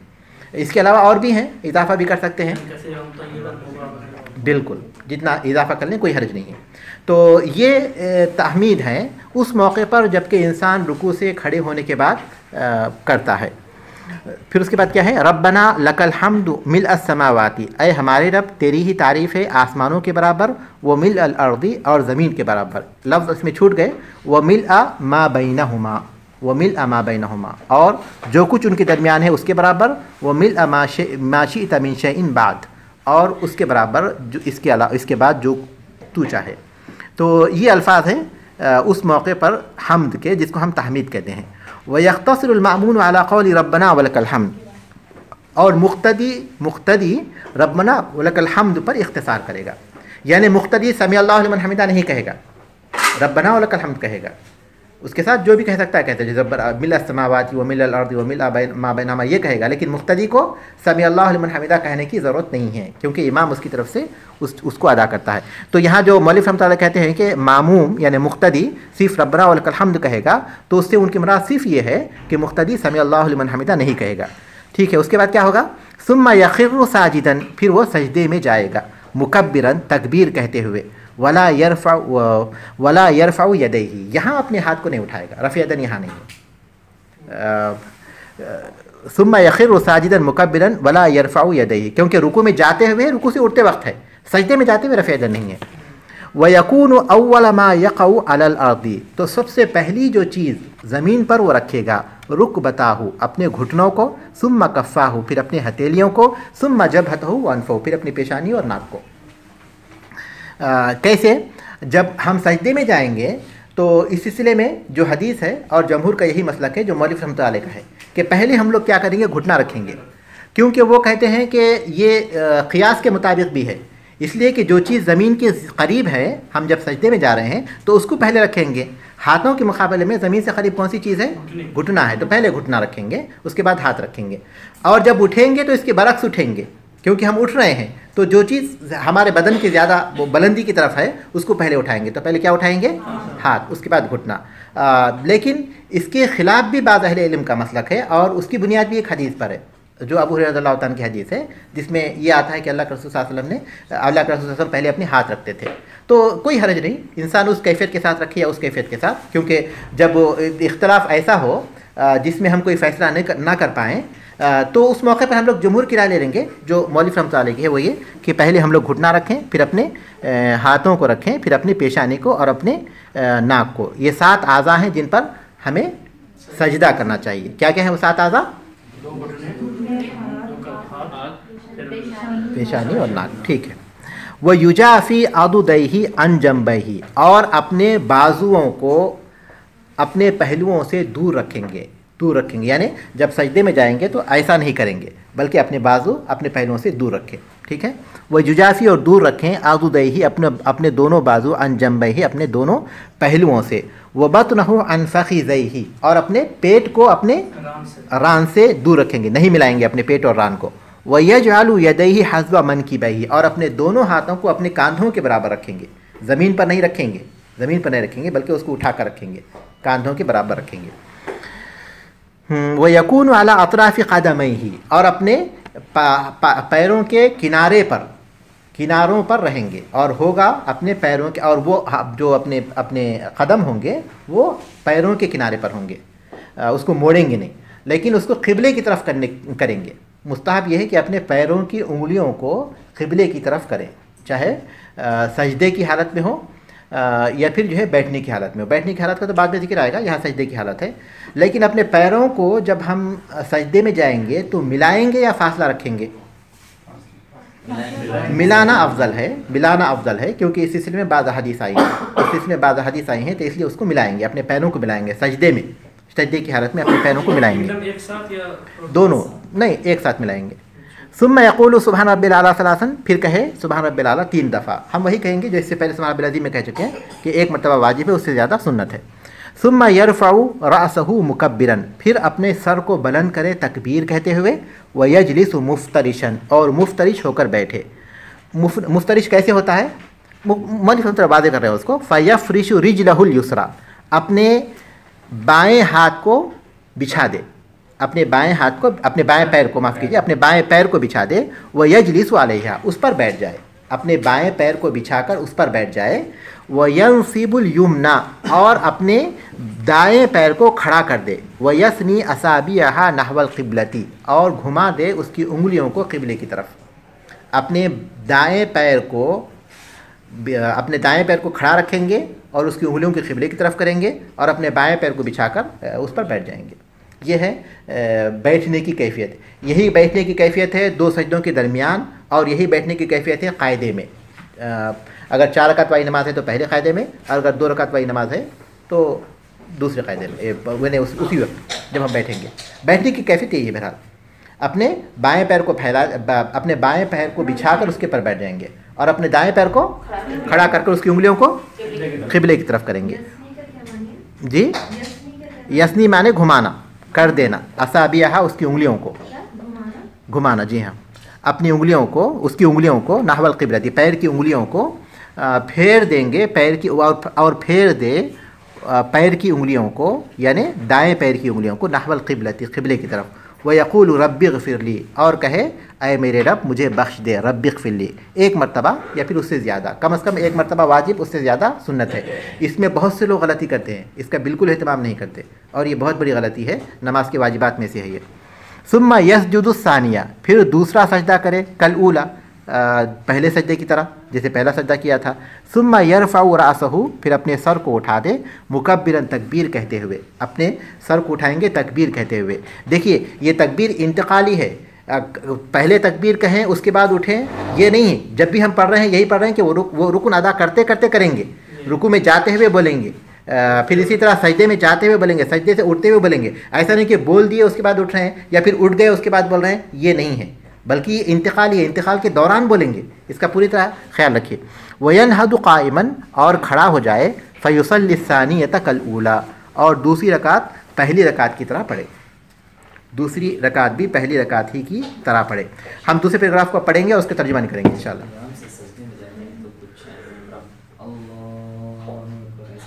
نہیں، یہ مناسب نہیں ہے، لیکن وہ اصل میں ان کا خیال یہ ہے کہ مقتدیوں کو پوری طرح سنائی دے، اور پھر دوسرا ہے کہ کوئی اگر کھڑے ہو جاتے ہیں تو ذرا اطمینان کے ساتھ کھڑے ہوں. ان کی اپنی ایک تعویل ہے، لیکن وہ سنت نہیں ہے، سنت کے مطابق نہیں ہے. تو ہم دوسرے پیراگراف کی طرف توجہ دیں گے، اس کو ہم لوگ پڑھیں گے پھر ترجمہ کریں گے. ینہض میں کھڑا ہو جائے، ینہض مانے اٹھے کھڑا ہوتے ہوئے. ہاں شیخ صاحب، جس طرح آپ نے فرمایا کہ رکوع میں پیٹھ اور سر ایک لیول میں ہو، تو سجدے میں بھی ایک حدیث ہے کہ رکوع میں بھی اور سجدے میں بھی پیٹھ برابر ہو تو ہی سجدہ ہوگا. تو جھکا ہوا ہوتا ہے، اس میں کیسے برابر ہوگا؟ یعنی کیسے سجدے میں برابر ہوں؟ ایسی کیفیت تو سجدے میں نہیں ہے. سجدے کی کیفیت ہمارے پاس آ چکی ہے یہاں سامنے. جی ہاں، ٹھیک ہے، پڑھ لیں ہم لوگ انشاءاللہ.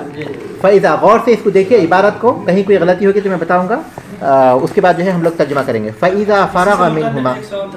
جیسے یہ ترتیب کے بارے میں کچھ اختلاف، جیسے میں نے پہلے قل واللہ پڑھ لیا، اس کے بعد پھر سورۃ الناس پڑھ رہا ہوں. پہلی رکعت میں آئے گا وہ انشاءاللہ، ہمارے اگلے سبقوں میں ضرور آئے گا انشاءاللہ.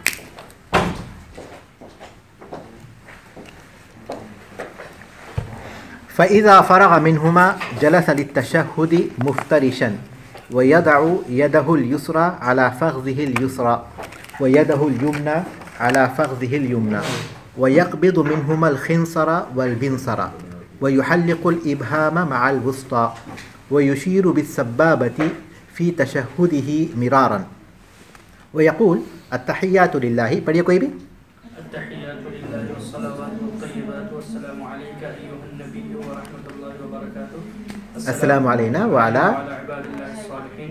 أشهد أن لا إله إلا الله وأشهد أن محمدا عبده ورسوله. فهذا أصح ما روي عن النبي صلى الله عليه وسلم في التشهد. ثم يقول پڑھیے اللهم صل على محمد وعلى محمد كما صليت على إبراهيم وعلى آل إبراهيم إنك حميد مجيد وبارك على محمد وعلى آل محمد كما باركت على إبراهيم وعلى آل إبراهيم إنك حميد مجيد. جی ہاں. وَيُسْتَحَبُّ أَنْ يَتَعَوَّذَ مِنْ عَذَابِ جَهَنَّمَ وَمِنْ عَذَابِ الْقَبْرِ وَمِنْ فِتْنَةِ الْمَحْيَا وَالْمَمَاتِ وَمِنْ فِتْنَةِ الْمَسِيحِ الدَّجَّالِ. ثُمَّ يُسَلِّمُ عَنْ يَمِينِهِ السَّلَامُ عَلَيْكُمْ وَرَحْمَةُ اللَّهِ وَعَنْ يَسَارِهِ كَذَلِكَ. وَإِنْ كَانَتِ الصَّلَاةُ أَكْثَرَ مِنْ رَكْعَتَيْنِ نَهَضَ بَعْدَ التَّشَهُّدِ الْأَوَّلِ كَنُهُوضِهِ مِنَ السُّجُودِ ثم يصلي ركعتين لا يقرأ فيهما بعد الفاتحة شيئا. فإذا جلس للتشهد الأخير تورك فنصب رجله اليمنى وفرش اليسرى وأخرجها عن يمينه ولا يتورك إلا في صلاة فيها تشهدان في الأخير منهما. فإذا سلم استغفر ثلاثا وقال اللهم أنت السلام ومنك السلام تباركت يا ذا الجلال والإكرام. اب ترجمہ کریں گے، یہاں ختم ہو جائے گا انشاءاللہ. فَإِذَا فَرَغَ مِنْهُمَا جب فارغ ہو جائے دو رکعتوں سے. منہما اشارہ ہے دو رکعتوں کی طرف. فَإِذَا فَرَغَ مِنْهُمَا پھر جب دو رکعتوں سے فارغ ہو جائے، جلس للتشہد تشہد کے لیے بیٹھے گا. تشہد کہتے ہیں اتحیات پڑھنے کو. مفترشن مفترش ہو کر. مفترش ہم لوگ اس کی کیفیت پڑھ چکے ہیں، اس لیے ہم وہی ورڈ ترجمے میں استعمال کریں گے تاکہ مختصر رہے. جلس للتشہد مفترشن تو وہ تشہد کے لیے بیٹھے گا مفترش ہو کر. وَيَدْعُ يَدَهُ الْيُسْرَى اور اپنے بائیں ہاتھ کو رکھے گا علی فخذہ الیسریٰ اپنی بائیں ران پر. وَيَدْعُ يَدَهُ الْيُسْرَى علی فخذہ الیسریٰ اور اپنے دائیں ہاتھ کو اپنے دائیں ہاتھ کو اپنے بائیں پیر کی ران پر رکھے گا. वयदहुल युमना अला फ़ख़्ज़िहिल युमना, और अपने दाएं पैर, अपने दाएं हाथ को अपने दाएं पैर की रान पर रखेगा। वयदहुल युमना, और अपने दाएं हाथ को अला फ़ख़्ज़िहिल युमना, अपनी दाईं रान पर, यानी दाएं पैर की रान पर। वयक़बिदु मिनहुमा, और वो बंद कर लेगा मिनहा अल खिंसरा वल बिनसर, दो छोटी उंगलियों को, खिंसर और बिनसर, दो छोटी उंगलियों को, खिंसर और बिनसर को, और वो बंद कर लेगा खिंसर और बिनसर को। व युहल्लिकुल इब्हाम मअल वुस्ता, और इब्हाम को दरमियानी उंगली के साथ, इब्हाम बोलते हैं अंगूठे को दरमियानी उंगली के साथ हल्का बनाएगा, और हल्का बनाएगा इब्हाम का दरमियानी उंगली के साथ, इब्हाम बोलते हैं अंगूठे को, और हल्का बनाएगा अंगूठे और दरमियानी उंगली के साथ।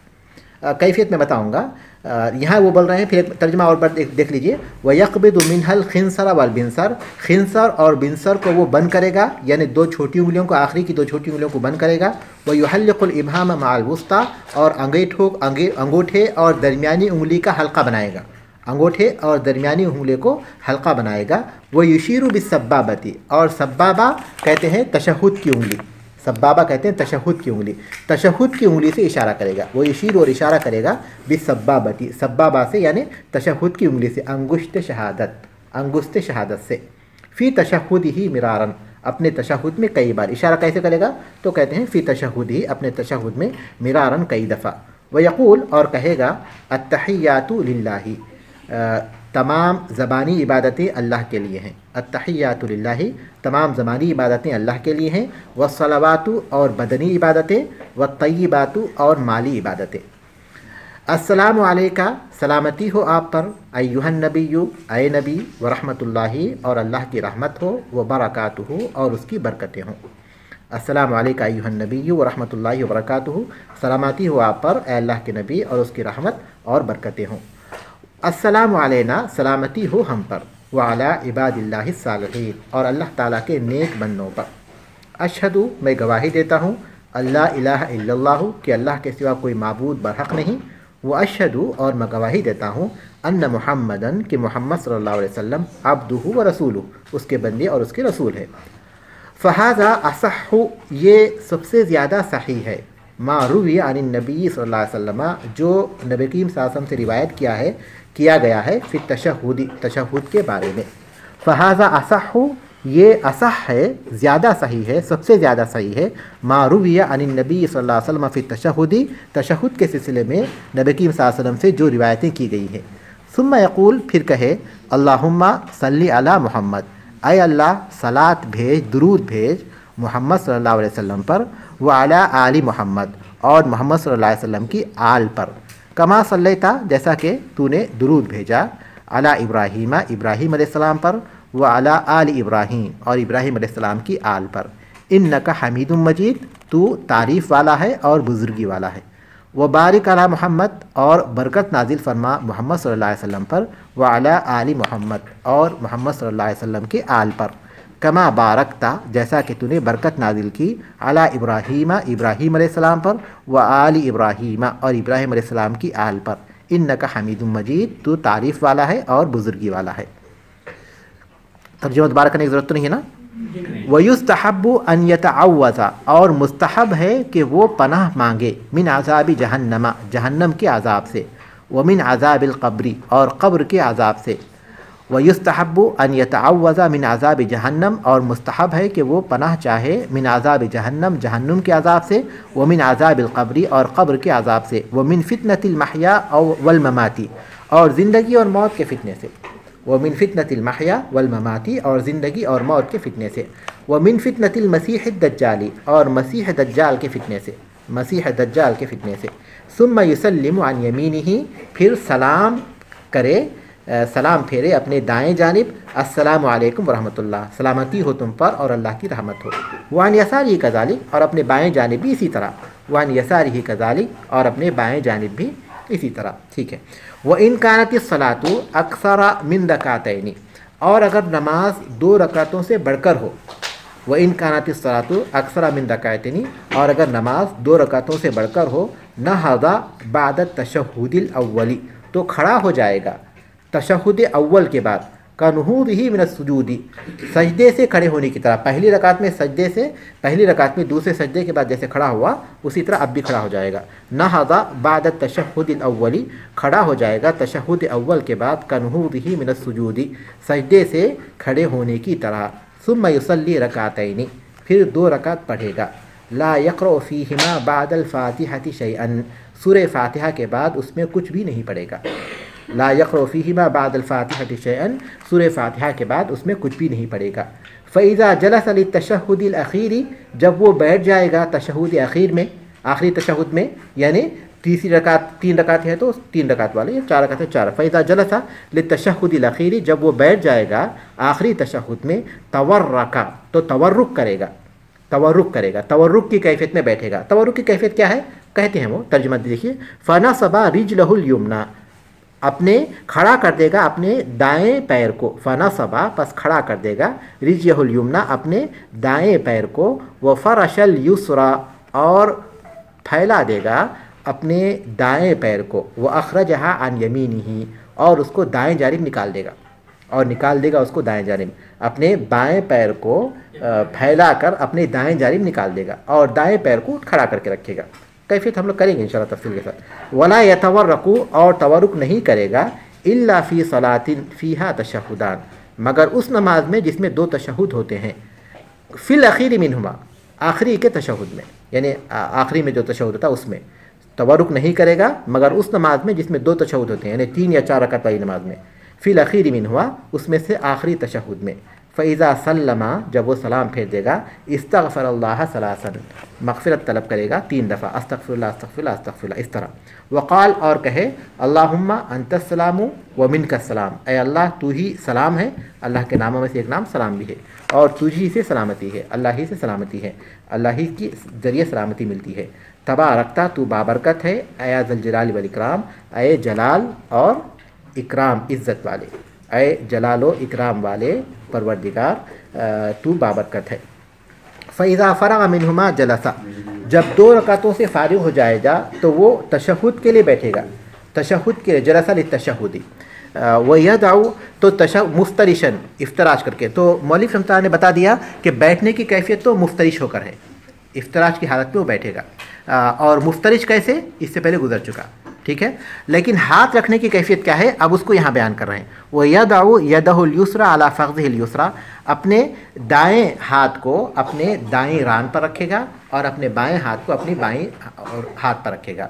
बाज़ अहले इल्म बाज़ हदीसों की बुनियाद पर कहते हैं कि अपनी उंगलियों को घुटने पर रखेगा और अपने हाथ को रान पर रखेगा, अपनी उंगलियों को घुटने पर रखेगा और अपने हाथ को रान पर रखेगा, और अपने बाजुओं को, अपने हाथों को अपने पहलुओं से मिलाएगा नहीं, दूर रखेगा, ऐसे मिलाकर नहीं रखेगा बल्कि उससे दूर रखेगा। वह यक़बिदु मिनहुमा, उसके बाद वो क्या करेगा, ये कैफियत को ज़रा गौर कीजिए। पहली बात तो आप हाथों की उंगलियों को आप पहचान लीजिए अच्छा तरह। ये खिंसर है, ये खिंसर है, सबसे छोटी उंगली। उसके बाद वाली उंगली बिनसर है, और उसके बाद वाली उंगली क्या है, वुस्ता, क्योंकि ये दरमियान में है ना, इसलिए उसको वुस्ता बोलते हैं। और इसके बाद वाली उंगली सब्बाबा है। सब्बाबा इसलिए कहते हैं कि अरब में जब कोई किसी को बुरा भला कहते थे तो इस उंगली से इशारा करते थे, इसलिए बाद अहले में कहते हैं कि अब इसको हम लोग सब्बाहा कहेंगे, क्योंकि हम इससे तस्बीह बयान करते हैं, तो इसलिए उसका नाम ये सब्बाबा की जगह सब्बाहा कहते हैं। लेकिन लुगत में एक नाम आया है तो कोई हर्ज नहीं उसके इस्तेमाल करने में। लेकिन उर्दू में तो खैर बहुत आसान है, क्योंकि उर्दू में इसको अंगुश्त शहादत बोलते हैं, तो उसमें मसला पेश नहीं आता हम लोगों को, ठीक है। तो हम लोग अब चूँकि इसको समझना है इसलिए अरबी में करेंगे हम लोग। खिंसर, बिनसर, वुस्ता, सब्बाबा, इबहाम, इबहाम, ठीक है। बताइए आप।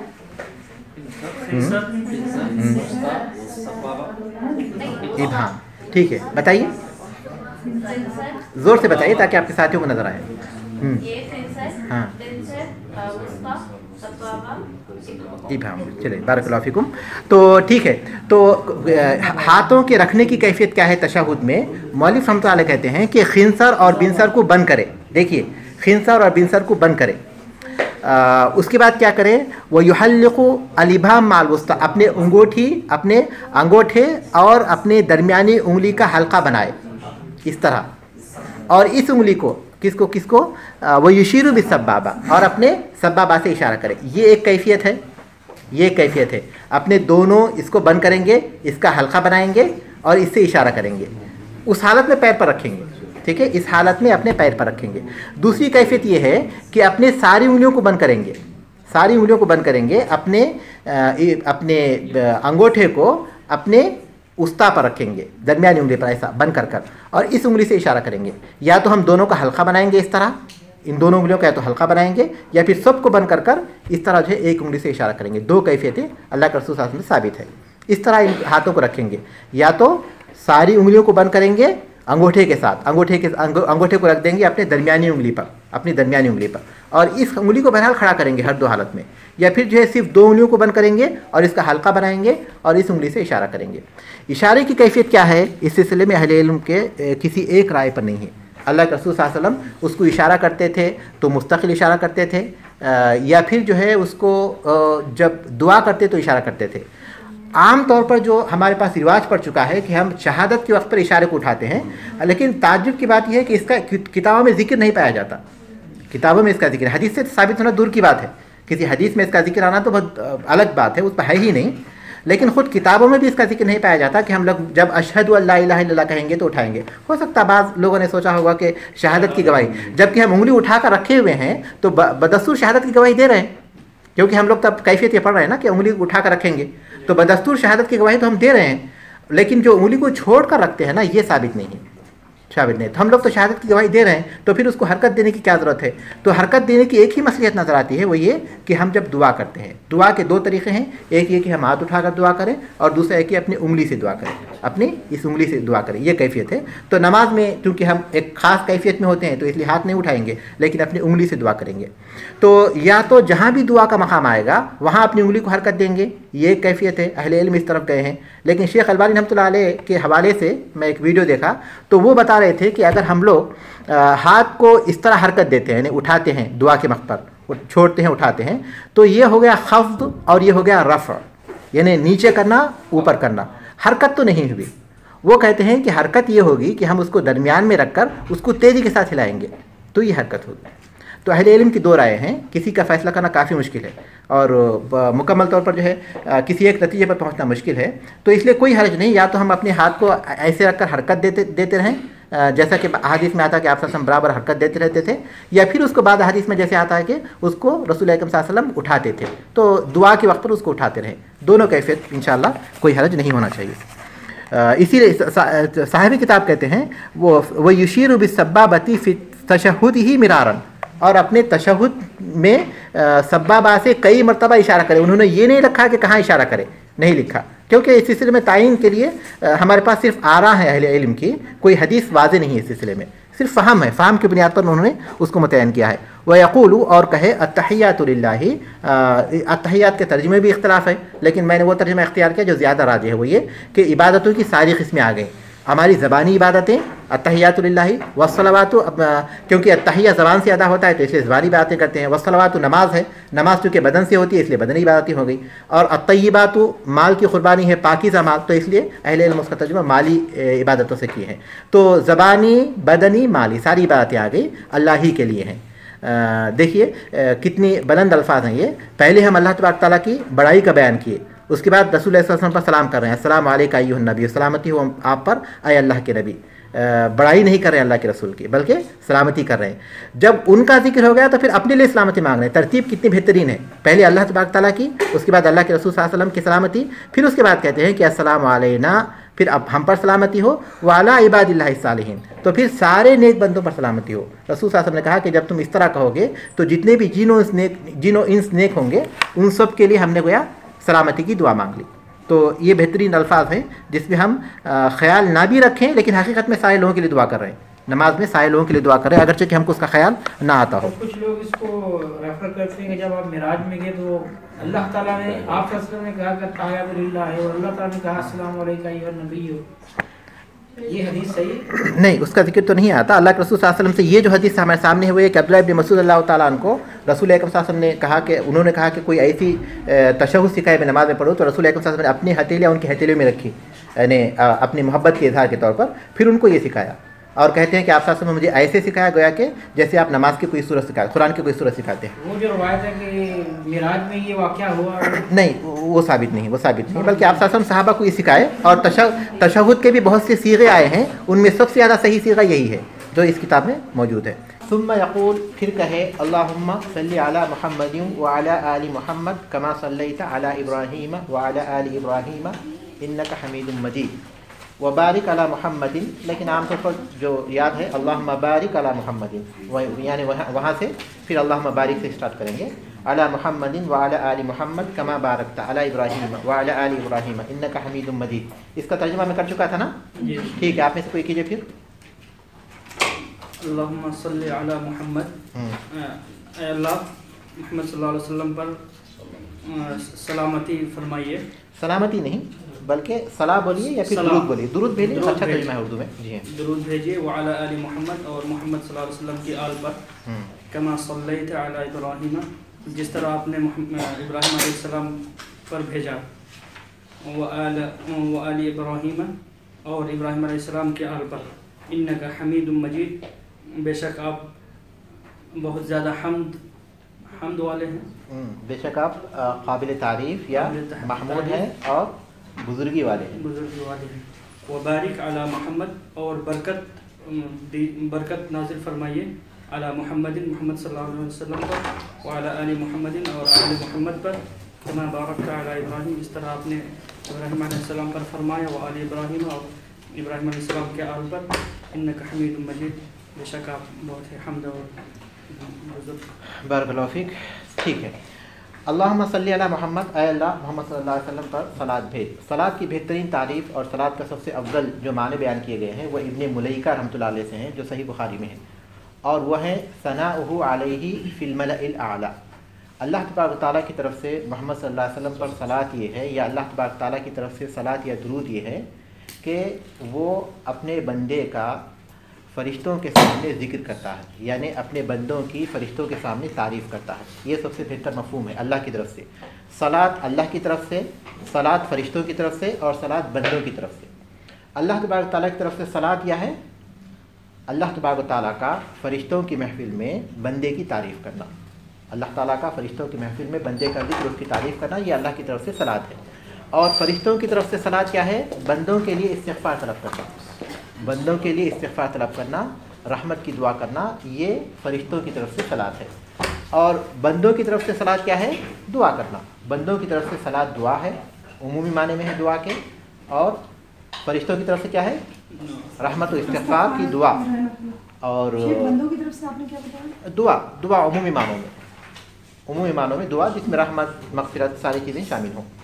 तो हम अल्लाह तबारक तआला से दुआ मांगते हैं कि अल्लाह तबारक तआला मोहम्मद सल्लल्लाहु अलैहि वसल्लम पर सलात नाजिल फरमा, इस मफ़हूम के साथ जिसका मैंने जिक्र किया। ठीक है, अल्लाह की तरफ से सलात ये है कि अल्लाह तबारक तआला रसूल अकरम सल्लल्लाहु अलैहि वसल्लम का फ़रिश्तों के सामने जिक्र करे, और ये बहुत फ़ख्र और बहुत ही अज़मत की बात होगी बंदे के लिए। जैसा कि और आपके आल पर, आल के माने हैं अतबाउहु अला दीनिही, आल के माने हैं अतबाउहु अला दीनिही, आपके दीन की पैरवी करने वाले, जिसमें आपके क़राबतदार, आपके सहाबा और सारे मोमिन आ जाएंगे। सबसे अफजल तारीफ़ है ये। आल के माने अतबाउहु अला दीनिही, आपके दीन की पैरवी करने वाले, जिसमें आपके क़राबतदार मोमिन आएंगे, सहाबा आएंगे, और क़यामत तक आपके दीन की पैरवी करने वाले आएंगे। एक बात ये याद रखना है कि अगर आल और असहाब दोनों एक साथ आएँ, वाला आलिही व सहबिही बोलते हैं, तो उस वक्त जब साहब का जिक्र अलग से हो, साहिब का जिक्र अलग से हो, तो आल के माने होंगे अक़रिबा, क़राबतदार, आपके अक़रिबा जो मोमिन है, और साहब के यानी साहबी के माने होंगे असहाब। जब दोनों का एक साथ जिक्र आएगा तो फ़र्क करेंगे, आल के माने क़राबतदार के करेंगे, और साहबी के माने आपके साथियों के करेंगे, यानी सहाबा और सहाबियात के। लेकिन जब सिर्फ आल का आएगा तो उसके माने उमूमी करेंगे, अतबाउहु अला दीन ही करेंगे, जिसमें सारे के सारे, जैसे कि ईमान और इस्लाम की तारीफ़ हम लोग करते हैं। ईमान जब अकेला मुनफरिद तौर पर जिक्र होता है तो उसके माने बातिनी और ज़ाहिरी दोनों इबादत लेते हैं। इस्लाम भी अगर अकेले जिक्र हो तो उससे मुराद ज़ाहिरी और बातिनी दोनों इबादतें लेते हैं। ईमान और इस्लाम दोनों का जिक्र है तो हम ईमान से क़ल्बी इबादतें लेते हैं और इस्लाम से ज़ाहिरी इबादतें लेते हैं, जो आज़ा व जवारिह से हम अंजाम देते हैं, अपने आज़ा से हम लोग करते हैं। इसी तरह आल व असहाब का भी मामला है। तो हम अल्लाह से दुआ करते हैं कि अल्लाह तबारक तआला दुरूद नाजिल फरमा मोहम्मद सल्लल्लाहु अलैहि वसल्लम पर और आपके پیروکاروں پر، جیسا کہ آپ نے رحمت بھیجی یا درود بھیجا ابراہیم علیہ السلام پر۔ ابراہیم علیہ السلام جن کا لقب کیا ہے؟ خلیل اللہ، خلیل اللہ، اور کنیت کیا ہے؟ ابو اسماعیل، ابو الانبیاء، ابو الانبیاء ان کی کنیت ہے۔ اور آدم علیہ السلام کی کنیت کیا ہے؟ ابو البشر، کیونکہ وہ بشر کے، آدم علیہ السلام کے ابراہیم علیہ السلام کے ابو الانبیاء اس لیے کہ اس کے بعد جتنے بھی نبی آئے سب ان کی نسل سے ہی ہیں، اس لیے ان کو ابو الانبیاء کہتے ہیں۔ ابراہیم علیہ السلام پر، اور اسی سے ہم سمجھتے ہیں کہ اللہ تعالیٰ، ہم لوگ جب دعا مانگ رہے ہیں تو تشبیہ دے رہے ہیں کہ اس طرح جیسا کہ آل ابراہیم پر تو نے درود نازل کیا یا پھر صلاۃ نازل کی۔ کیوں؟ کیونکہ آل ابراہیم میں کثرت کے ساتھ نبی ہوئے تھے، آل ابراہیم میں، جو آل محمد میں نہیں ہیں۔ آل ابراہیم میں کثرت کے ساتھ یکی بعد دیگر نبی ہوئے تھے جو آل محمد میں نہیں ہیں، اس لیے ہم دعا مانگتے ہیں۔ یعنی آل ابراہیم کی یا ابراہیم علیہ السلام کی یہ جو فضیلت ہے ایک خاص میدان میں ہے۔ رسول اکرم صلی اللہ علیہ وسلم کی فضیلت عمومی ہے، لیکن ابراہیم علیہ السلام کی فضیلت اس میدان میں خاص ہے کہ ان کی نسل سے سارے کے سارے انبیاء ہوئے۔ اس لیے دعا یہ سکھائی گئی کہ ہم رسول اکرم صلی اللہ علیہ وسلم کے لیے درود طلب کریں یا صلاۃ طلب کریں، جیسا کہ ابراہیم علیہ السلام پر اور ان کی آل پر ہوا تھا، کیونکہ ان میں بہت سے انبیاء ہوئے تھے۔ انک حمید مجید، بے شک تو قابل تعریف ہے اور بزرگی والا ہے۔ اور برکت نازل فرما، برکت کہتے ہیں خیر کو، خیر کی کثرت کا نام برکت ہے، خیر کی کثرت کا نام، بھلائی کی کثرت کا نام برکت ہے۔ ابراہیم علیہ السلام محمد صلی اللہ علیہ وسلم پر اور محمد صلی اللہ علیہ وسلم کی آل پر جیسا کہ برکت نازل کی ابراہیم علیہ السلام پر اور آل ابراہیم پر، آپ قابل تعریف اور بزرگی والے ہیں۔ وَيُسْتَحَبُّ أَن يُتَعَوَّذَ مِنْ عَذَابِ جَهَنَّمَ، اور مستحب ہے کہ جہنم کے عذاب سے پناہ مانگی جائے۔ وَمِنْ عَذَابِ الْقَبْرِ، اور قبر کے عذاب سے۔ وَمِنْ فِتْنَةِ الْمَحْيَا وَالْمَمَاتِ، اور زندگی اور موت کے فتنے سے۔ وَمِنْ فِتْنَةِ الْمَسِيحِ الدَّجَّالِ، اور مسیح دجال کے فتنے سے۔ ان چار چیزوں سے پناہ مانگنا چاہیے۔ حدیث میں دعا سکھائی گئی، اگر ہمیں وہ دعا یاد بھی نہیں تو انہی الفاظ سے ہم پناہ مانگ لیں گے، اللہم انی اعوذ بک من عذاب جہنم وعذاب القبر وفتنة المحیا والممات ومن فتنة المسیح الدجال۔ بعض اہل علم کے نزدیک یہ واجب ہے اور دوسری تمام دعاؤں سے افضل ہے جو اس موقع پر سکھائی گئی ہیں۔ اس موقع پر بہت سی دعائیں سکھائی گئی۔ ہم لوگ جب آخری تشہد کے لیے بیٹھتے ہیں، 2 رکعت پڑھیں تو جب ہم بیٹھتے ہیں، 4 رکعت پڑھتے ہیں تو دوسرا تشہد ہے، تو اس میں ہم جب تحیات پڑھ لیتے ہیں، اس کے بعد درود شریف پڑھ لیتے ہیں، تو اس کے بعد کا جو مقام ہے دعا کا مقام ہے، اور دعا کے لیے بہت ہی افضل مقام ہے۔ تو اس موقع پر جتنی بھی دعائیں ہم کریں گے ان میں سب سے زیادہ افضل ہے یہ 4 چیزوں سے پناہ مانگنا۔ سب سے پہلے تو جہنم کے عذاب سے، ظاہر ہے کہ وہی وہ چیز ہے جس سے پناہ مانگنے کی ہمیں سختی کے ساتھ ضرورت ہے۔ اور پھر عذاب قبر سے جو عالم برزخ ہے اور آدمی کی وفات کے بعد وہ آخرت میں داخل ہو جاتا ہے، اس حیثیت سے اس کے ساتھ وہ معاملہ ہوتا ہے جو آخرت میں ہوتا ہے۔ یہ اور بات ہے کہ حساب کتاب نہیں ہوتا، اس لیے اس کے بارے میں کوئی فیصلہ نہیں ہوتا، لیکن ظاہر ہے کہ جب کسی آدمی کو انعام دیا جانا ہوتا ہے تو اس موقع پر اس کو انعام دیے جانے سے پہلے اس کا جو اعزاز ہوتا ہے، اس کا استقبال ہوتا ہے، اس کی تکریم ہوتی ہے، اس کا نام بلایا جاتا ہے۔ تو عذاب قبر اسی طرح آخرت کا بھی یہی معاملہ ہے۔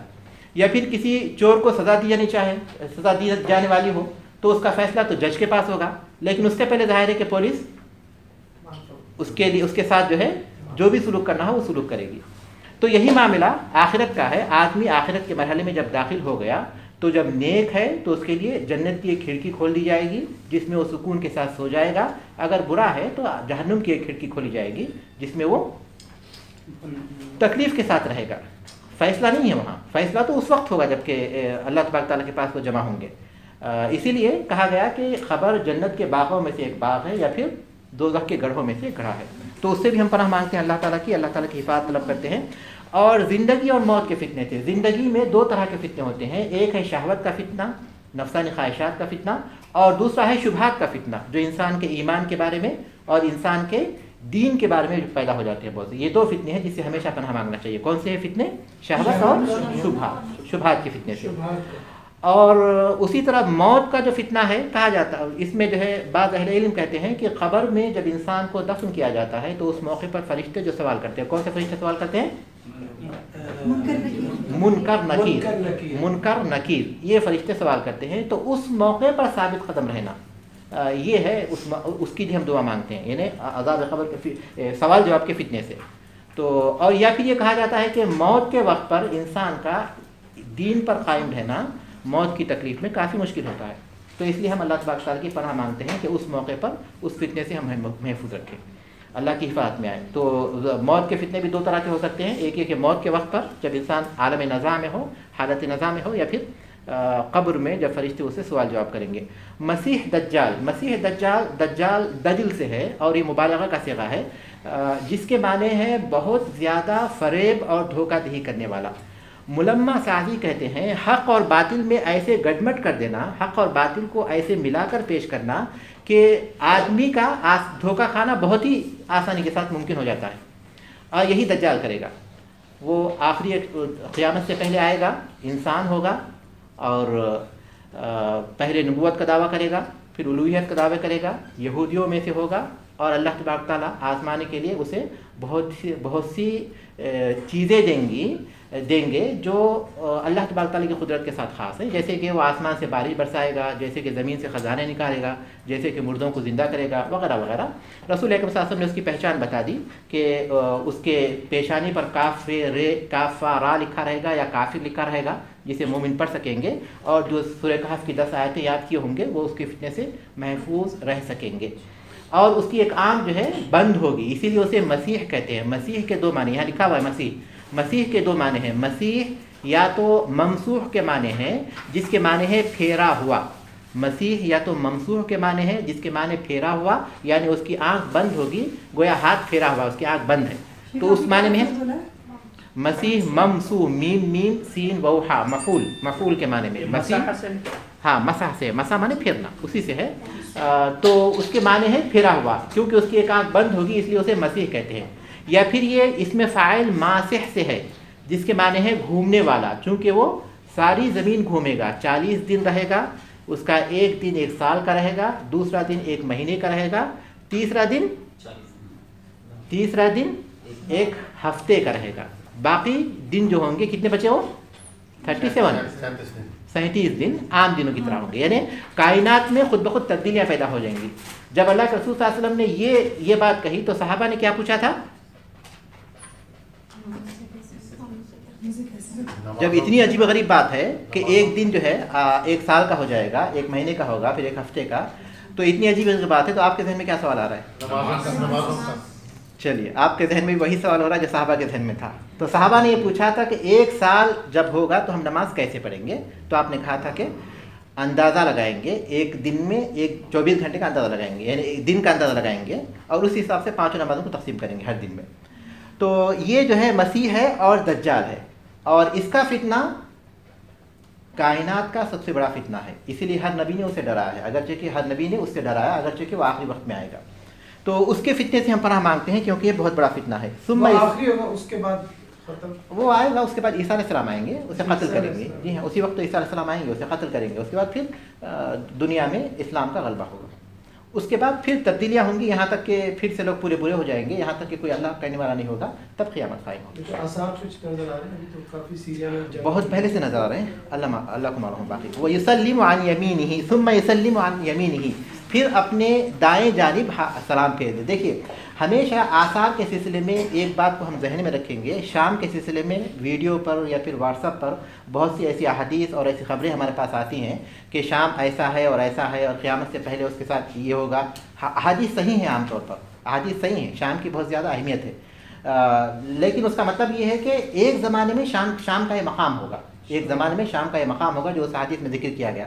لیکن مشکل یہ ہے کہ لوگ عام طور پر اس کو شیئر کرتے ہیں یا پھر بھیجتے ہیں تو یہ ظاہر کرتے ہیں کہ یہ جو حدیث ہے وہ آج ہی کے حالات پر منطبق ہوتی ہے، اس کی کوئی دلیل ہمارے پاس نہیں۔ تطبیق ہم جو دیتے ہیں کہ آج کے حالات پر جو ہو رہا ہے وہی حدیث میں وہی مراد ہے، یہ غلطی ہے، یہ ہمارے پاس اس کا کوئی ثبوت نہیں ہے۔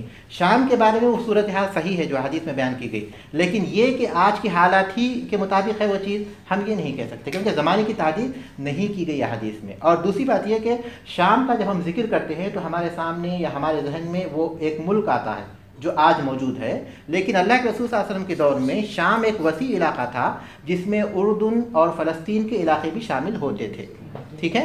تو وہ سارا علاقہ اس میں شامل ہوتا ہے، ایک ملک نہیں جو آج موجود ہے۔ ان دو باتوں کو ذہن میں رکھ کر ہم احادیث کو دیکھیں گے۔ ثم یسلم عن یمینہ، پھر اپنے دائیں جانب سلام پھیریں گے، پھر سلام پھیرے دائیں جانب، السلام علیکم ورحمۃ اللہ، یہ صیغہ ہی हदीस से साबित है। वो बरकातुहु का सिगा भी आया है, लेकिन उलमा ने उसे शाज़ करार दिया है। बाज़ अइम्मे हदीस ने उसे भी सही करार दिया है, लेकिन मारूफ जो बात है वो ये कि अस्सलामु अलैकुम व रहमतुल्लाहि कहेंगे, व बरकातुहु का इजाफा नहीं करेंगे। वान यसारिही कज़ालिक, और अपने बाएं जानिब भी इसी तरह। उसके बाद है व इन कानत सलातु अक्सर मिन रकातैनि नहज़ा बअद तशहुदिल अव्वली कनुहुदिही मिन अस्सुजूदी, और अगर नमाज 2 रकातों से बढ़कर हो, 2 रकातों से बढ़कर हो, क्योंकि अगर 2 रकातें ही हैं तो यहाँ हमने सलाम फेर दिया, लेकिन अगर 2 रकात से बढ़कर है, 3 या 4 है, तो उठेगा, वो खड़ा हो जाएगा तशहुद के बाद, अव्वल तशहुद अव्वल के बाद सजदे से खड़े होने की तरह। जैसे कि पहली रकात मुकम्मल करने के बाद जब सजदे से खड़ा होता है, उसी तरह ये तशहुद के बाद भी खड़ा हो जाएगा। सुम्मा युसल्ली रकातैनि, फिर वो 2 रकात नमाज पढ़ेगा। ला कैसे पढ़ेगा वो आपको पहले बता दिया गया। ला यक़रउ फ़ीहिमा बअदल फ़ातिहति शैअन, उन 2 रकातों में सूरह फ़ातिहा के बाद कोई चीज़ नहीं पढ़ेगा, क्योंकि सुन्नत में पढ़ेगा। जो लोग 4 रकात सुन्नत एक साथ पढ़ते हैं उनको याद रखना चाहिए कि सुन्नत में वो सूरत पढ़ेंगे, अगर वो 4 रकात एक साथ पढ़ते हैं। गरचे के अफजल यही है कि सुन्नत रात में पढ़ें या दिन में पढ़ें, 2-2 करके पढ़ना चाहिए। लेकिन अगर कोई सुन्नत या नफिल 4 रकात एक साथ पढ़ते भी हैं, जिसकी गुंजाइश ज़ाहिरी अल्फाज की रोशनी में निकलती है, अगर गरचे के अफजल के खिलाफ है, क्योंकि अबू दाऊद की हदीस है सलातुल लैली वन नहारी मसना मसना, कि रात और दिन दोनों में नमाज 2-2 रकात करके ही पढ़ना चाहिए।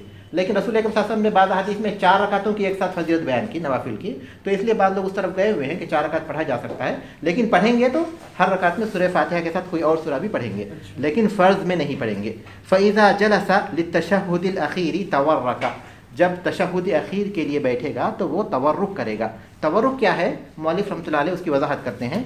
फ़नसबा रिजलहुल युमना, अपने दाएं पैर को खड़ा करेगा, बिल्कुल ऐसे ही जैसे कि उंगलियां क़िबले की तरफ। जैसे कि इफ्तिराश में हम लोग 2 बैठने की जो है 2 शक्लें हैं हमारे पास, एक इफ्तिराश और मुफ्तरिश या इफ्तिराश। मुफ्तरिश तो वह है जो उस तरह से बैठता है, इफ्तिराश है उस तरह से बैठना। तो इफ्तिराश, ये इफ्तिराश क्या है बताइए आप, पढ़ चुके हम लोग उसको।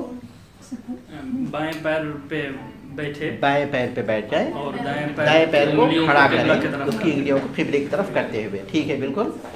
ये है इफ्तिराश। तवर्रुक क्या है, दाएं पैर को वैसे ही रखेंगे जैसे कि इफ्तिराश में रखते हैं, इसीलिए कहते हैं मौलिफ़ रहमतुल्लाह अलैह तवर्रका फ़नसबा रिजलहुल युमना, अपने दाएं पैर को वो खड़ा कर देगा। वो फ़रशा अल युसरा, अपने बाएं पैर को बिछा देगा। वो अखरजहा अन यमीनिही, और अपने बाएं पैर को अपने दाएं पैर के नीचे से निकाल देगा, अपने दाएं पैर के एड़ियों के पास से निकाल देगा, बिल्कुल उसको इधर से यहाँ से इधर कर देगा, और पीछे के हिस्से पर बैठेगा,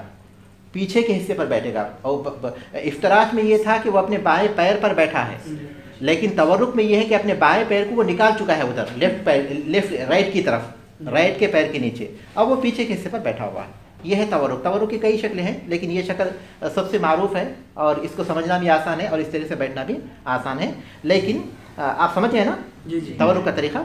वला यतवर्रकु इल्ला फी सलातिन, लेकिन तवर्रुक का क्या, तवर्रुक के बारे में क्या हुक्म है, और तवर्रुक ना करे इल्ला फी सलातिन, मगर उस नमाज में फ़ीहा तशहुदानी फ़िल अख़ीरि मिनहुमा, जिसमें 2 तशहुद हैं आखिरी तशहुद में, फ़िल अख़ीरि मिनहुमा, उन 2 तशहुद के आखिरी तशहुद के में तवर्रुक करेंगे। यानी 4 रकात वाली नमाज में कर सकते हैं या 3 रकात वाली नमाज में कर सकते हैं। 2 रकात वाली नमाज में तवर्रुक नहीं है बल्कि इफ्तिराश ही है।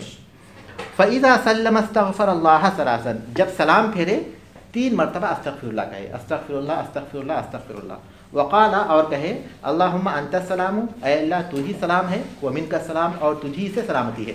अल्लाह के नामों में से एक नाम सलाम है, अल्लाह के नामों में से एक नाम सलाम है और उसी से सलामती है। व तबारकता, और बाबरकत है तू, या ज़ुल जलाल वल इकराम, ए जलाल व इकराम वाले रब इज़्ज़त। तो ये है नमाज का तरीक़ा। और नमाज के बाद की बहुत सी दुआएं हैं, लेकिन हम उसको आम तौर पर अस्तग़फ़िरुल्लाह से आगाज़ करेंगे। बाद लोगों के पास मारूफ ये है कि नमाज से सलाम फेरेंगे तो सबसे पहले क्या कहेंगे, अल्लाहु अकबर। क्यों? उसकी बुनियाद सही बुखारी में इब्न अब्बास रज़ियल्लाहु ताला अन्हु की इस हदीस पर है कि हम अल्लाह के रसूल सल्लल्लाहु अलैहि वसल्लम की नमाज को तकबीर के ज़रिए जानते थे, तकबीर के ज़रिए जानते थे। और यहाँ एक ऐसी बात है जो बहुत गहरी है और आप लोग उसको याद रखिए। अरब के पास मारूफ यही है कि अस्तग़फ़िरुल्लाह से करेंगे, लेकिन हिंदुस्तान पाकिस्तान वगैरह में आम तौर पर लोग अल्लाह अकबर से आगाज़ करते हैं। उसकी वजह क्या है?